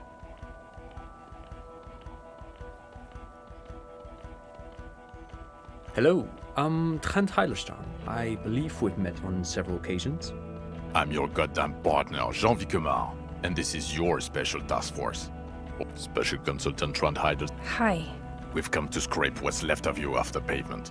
Lieutenant Kim Kisuragi, Prison 57. We've just come from the island, where our investigation led us. We might need your help with something later. As if he recalled that he's in fact a decorated police lieutenant and not a naughty boy. But this is clearly a departmental matter, so I'm going to leave you to discuss it among yourselves. It's good to meet you, Lieutenant Kitsuhagi. Letting the lieutenant know he shouldn't feel embarrassed over the shitstorm that's about to befall you. Bothered by it? Harry, you look like you need a fucking organ transplant. Oh, fuck it. Let's not get into that. We're not forgetting about anything. Look at you. Harry, we want to help you. Trant, I believe this is where you come in? My background isn't... No, Trant, it's too late. You're part of this shit now. What have you got to say for yourself, shit kid? Where have we been? We've been fucking... You told us to fuck off. You said we're cramping your style. Your detective god. Fuck everything. All we burn. Detect or die. Oh, you think it was cool you saying that? Aesthetic somehow? You were crying when we got here. Breaking things. You said we were going into the abyss. None of us wanted to see the abyss. So we fucked off. Like you told us to. The cafeteria manager you fucked over told us where you went. And people on the street helped us too, with your whereabouts. You're a legend among the drunks, Harry. A legendary local drunk. Guilty as charged. I heard you'd lost your mind and your memory. I wanted to see if it was true. And it was. Good work, Harry. You're insane now. There's one less person for me and everyone else to rely on. Had what coming? Not recognizing people you work with every day. Brain damage.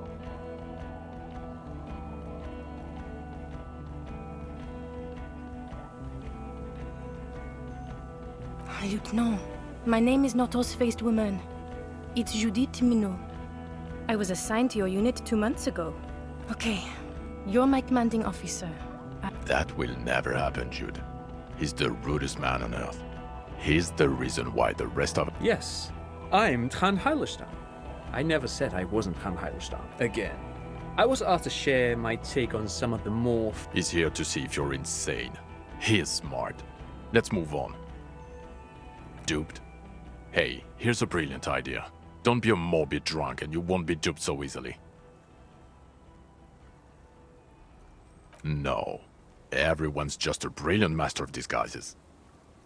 Yeah, Major Crimes Unit, under Lieutenant Dubois and Vicomar. Ring it. He doesn't remember. See? He really doesn't remember. It wasn't a sick joke. At least that's good. Yeah, that's very good. The bells aren't ringing because you have brain damage. Trant, this is where you come in. Well, he doesn't have visible tremors. He talks as displayed in the station call, our interactions with him, and I don't want to be a snitch, but also mine with him. Interesting? Yes, interesting.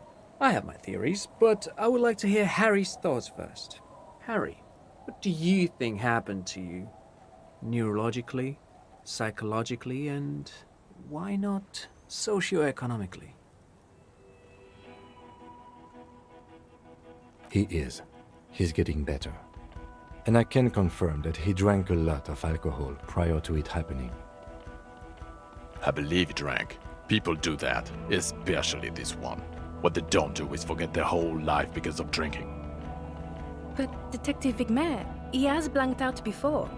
Yes, a couple of times. After some of them... The 2 cases, those cases were hard on you. Interesting. So at first he dipped his toes into it, prepared. What do you mean? Well, here's my theory. What if this is an absolutely normal reaction to the world we're living in? Look at the ruins, the neon, listen to the radio, the multitudes, hardwired to the free market. He just needed for its end. Okay, Trent, thank you. That's absolutely meaningless. I'm glad we brought you. Will he or will he not be? He's not a cretin, and he is able to do work. If not in his previous leadership role, then as a line detective.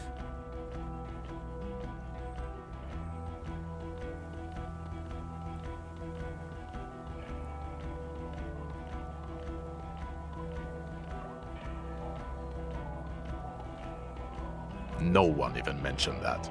I misphrased my question. It should have been, is he able to put his... They can keep that pension. Now nothing. Now we're just going to stand here. Yeah, just stand there. It's cool. No, now we discuss that. What the fuck did you do to a motor carriage? Why is it there, Harry? Ha ha ha. Ho ho ho. Tequila sunset. Jump the canal. So funny, Harry. Thank you for fucking me.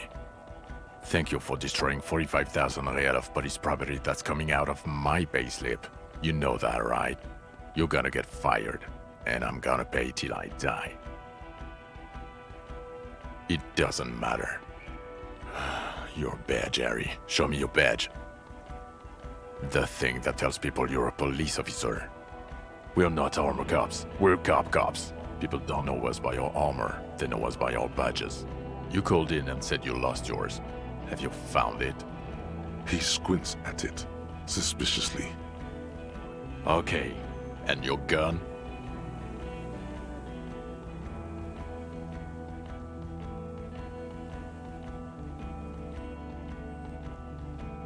Yeah, gun. The thing that was given to you to kill people. I don't care about your collection, you hoarding freak. Is one of them your service weapon? I only want to know about that one gun.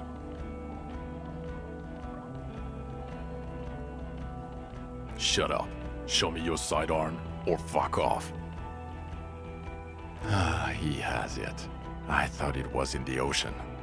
You're drunk like a bum, Harry. Put that thing away before you kill someone. You were never supposed to lose it in the first place. Not lost is your gun's natural state, you drunk bum. Well, you let the suspect escape, glacier something, because you were too drunk to assess a flight risk. We've read the reports. Lieutenant Kitsuragis. We know. Well, if she was specially trained, I'm not even gonna get into the other suspect, the one who shot herself in the head. Or the fact that you're Everett Claire's little peony now, doing I don't know what for him. That's small-time stuff. That's nothing. That's a humorous anecdote. Compared to the 8 people who were gunned down, the streets are literally red with blood, Harry. It was fucking mass murder. He did everything he could. We did everything we could.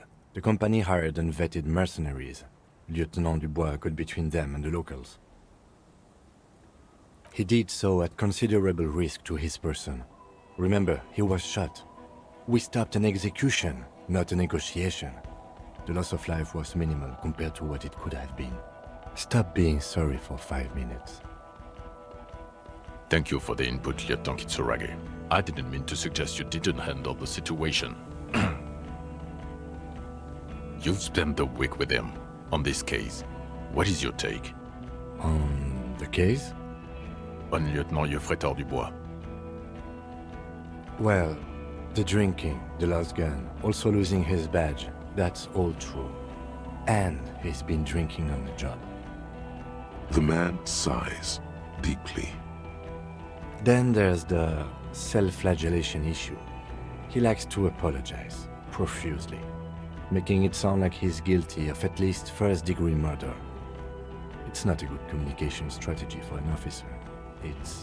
It's odd, especially in light of his political views. Detective Dubois is, as you may know, a hustler. He grinds. He makes the real. He's a visionary and a money engineer, which is just... And then there's the motor carriage in the sea, and the constant smoking everywhere, all the time. But despite all this, he is a great detective, one of the best I have seen, in fact. He can talk human beings into telling him everything, and he doesn't stop. In all the time I've spent with him, he has not once stopped pursuing leads, however far-fetched and tangential. He is tireless, madly driven. And he solved it, near perfectly. In 1 week we have a confession, a murder weapon, and the perpetrator. Locked on the island right now, awaiting transportation. He apprehended a straggler who stayed hidden for 50 years, ever since the revolution, who's probably committed other murders over those years. Oh, and he also discovered a new species. A new species? A colossal stick insect. It was on the island, camouflaged as the reeds. It unfolded from the reeds. I think we may be dealing with the Insulindian phasmid. He takes out the photo of the phasmid and shows it to the officers across the yard. The wind blows, flapping the glossy rectangle in his hand. You hear gasps beneath the howling of the wind. As you can see, it's about 3 meters tall. In fact, we think it may be the largest land invertebrate ever discovered. Fucking hell is that? Is this somehow connected to the case? Detective?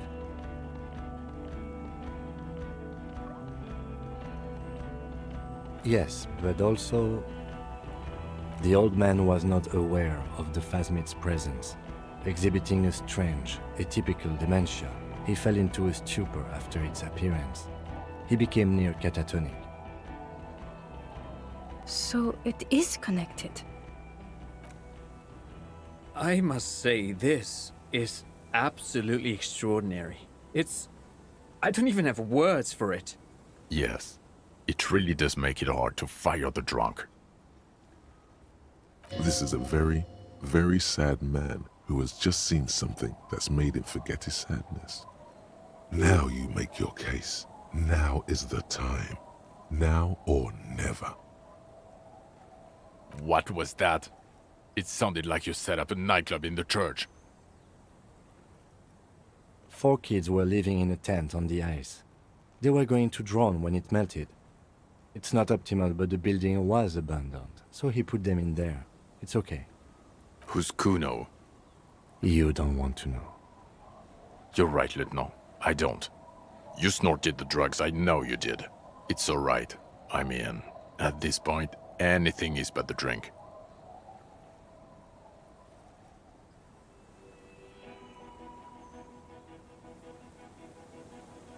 Female? You had to see it. It had the subdued colors of a female. And the nesting behavior too, I think. Incredible. Were there eggs in the nest? Not as far as I could see. There were other things there, though. Actually, you know, this would indicate it was a male. Of course, as I said, I'm only guessing. As in cloning itself? What makes you think so? Well, then it wouldn't matter. Very interesting. In his mind, he's already planning a nature reserve. Yes. That would be a chiromone. There are species of bees that, under the influence of chiromones, take what? Nothing is off the table. But I want to stress this. The find does not have to be connected to the case. Of course, Lieutenant. Of course. We should treat the case and the fast... They're not going to go for this speculation in the constabulary. Like the cephalopods? Fast? No, I wouldn't say it was...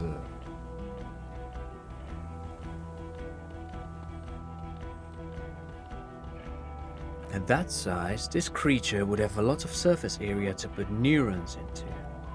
It's basic geometry. Yes, but also reed-colored, beige and brown, a little green on the outside. Incredible. The PR value of this is exceptional.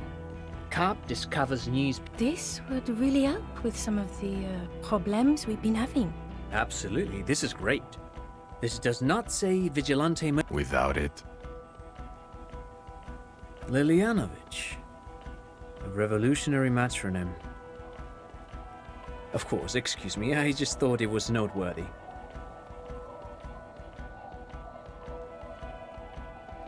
Jealousy. I thought this Liliana... A strange psychosexual fixation. Also, we have a sniper's nest with full view of the room in which the mercenary died, right on the island, and 2 officers on the scene that Mr. Dross confessed to. It's a clean win.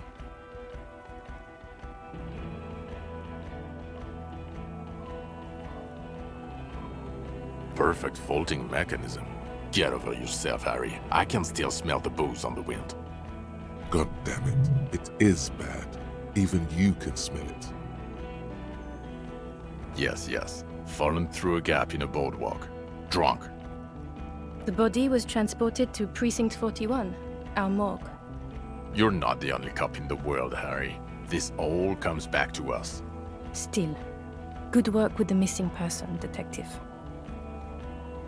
I don't know what a doomed commercial area is.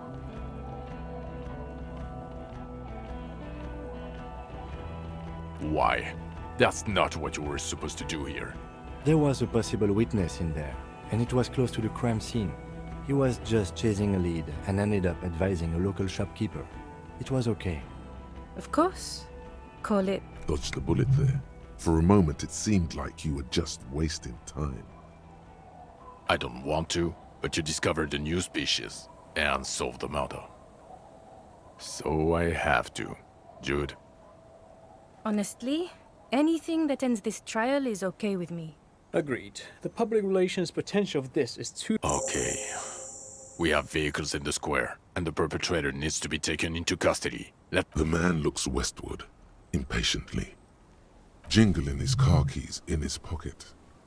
Who are you? You're a gym teacher, Harry. Well, obviously you're not a gym teacher anymore, but... Before you were a cop, you were a gym teacher in Coron. It's getting really cold outside. Should we maybe... No, a regular one. Harry, it explains everything.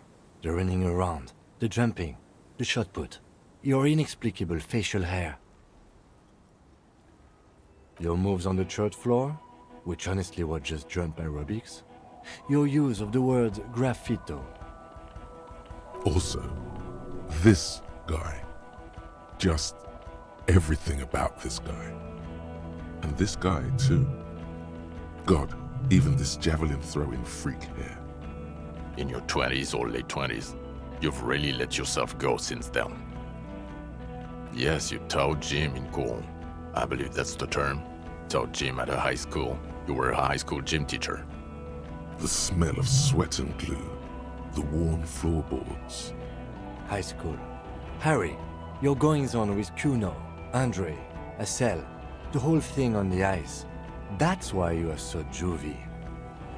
His smirk suggests barely contained laughter.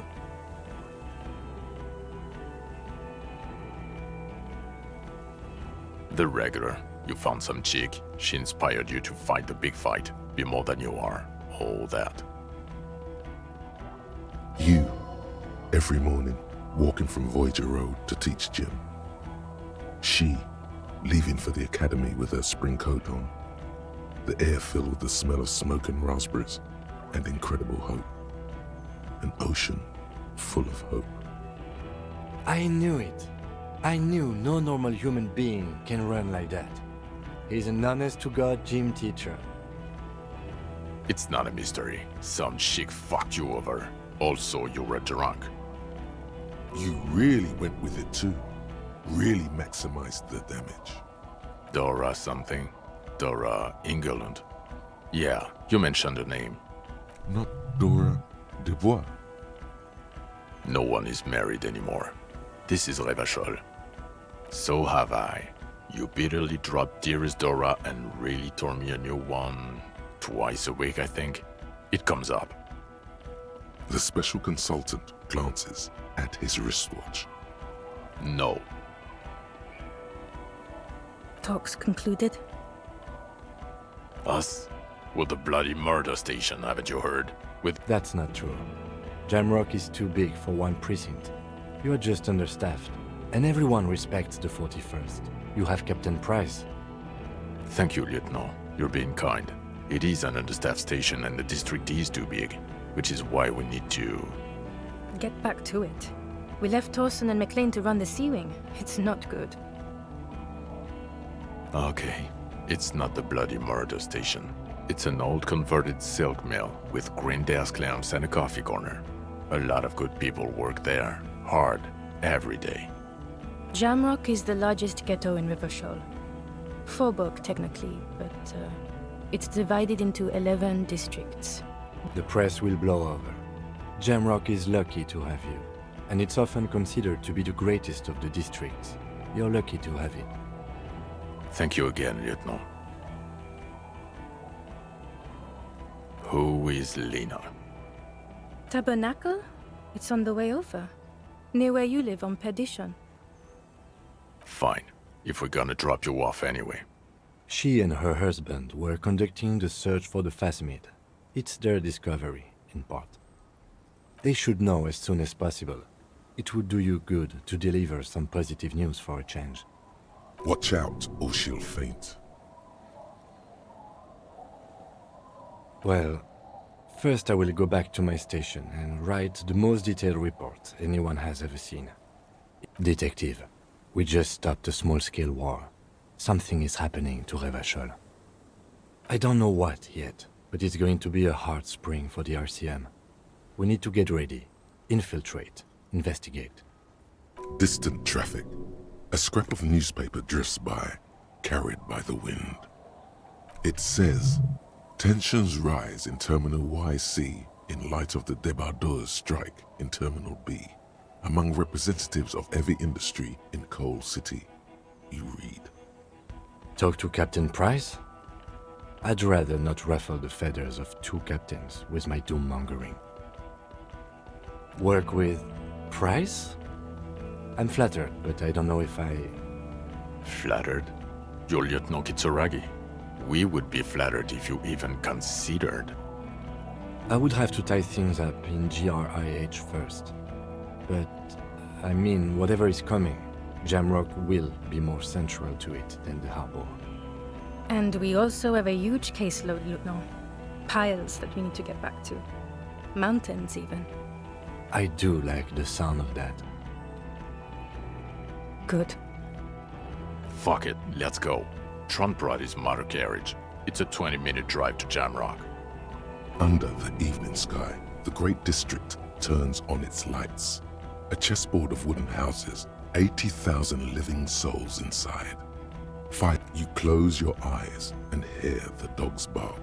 A lone woman sits by a factory window, dreaming of meteorite strikes. On Rue de Saint-Jérôme, a square bullet slides into a square-shaped chamber. In Old South, a man without eyelids smiles. Spring has come. It's time.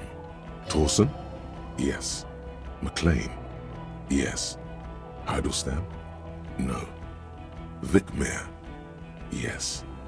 Dubois? Yes. Really? Nick Gottlieb looks up from the list. I hear he's quite unstable. You say that. Wonderful. Then can we please just go back to Jamrock now?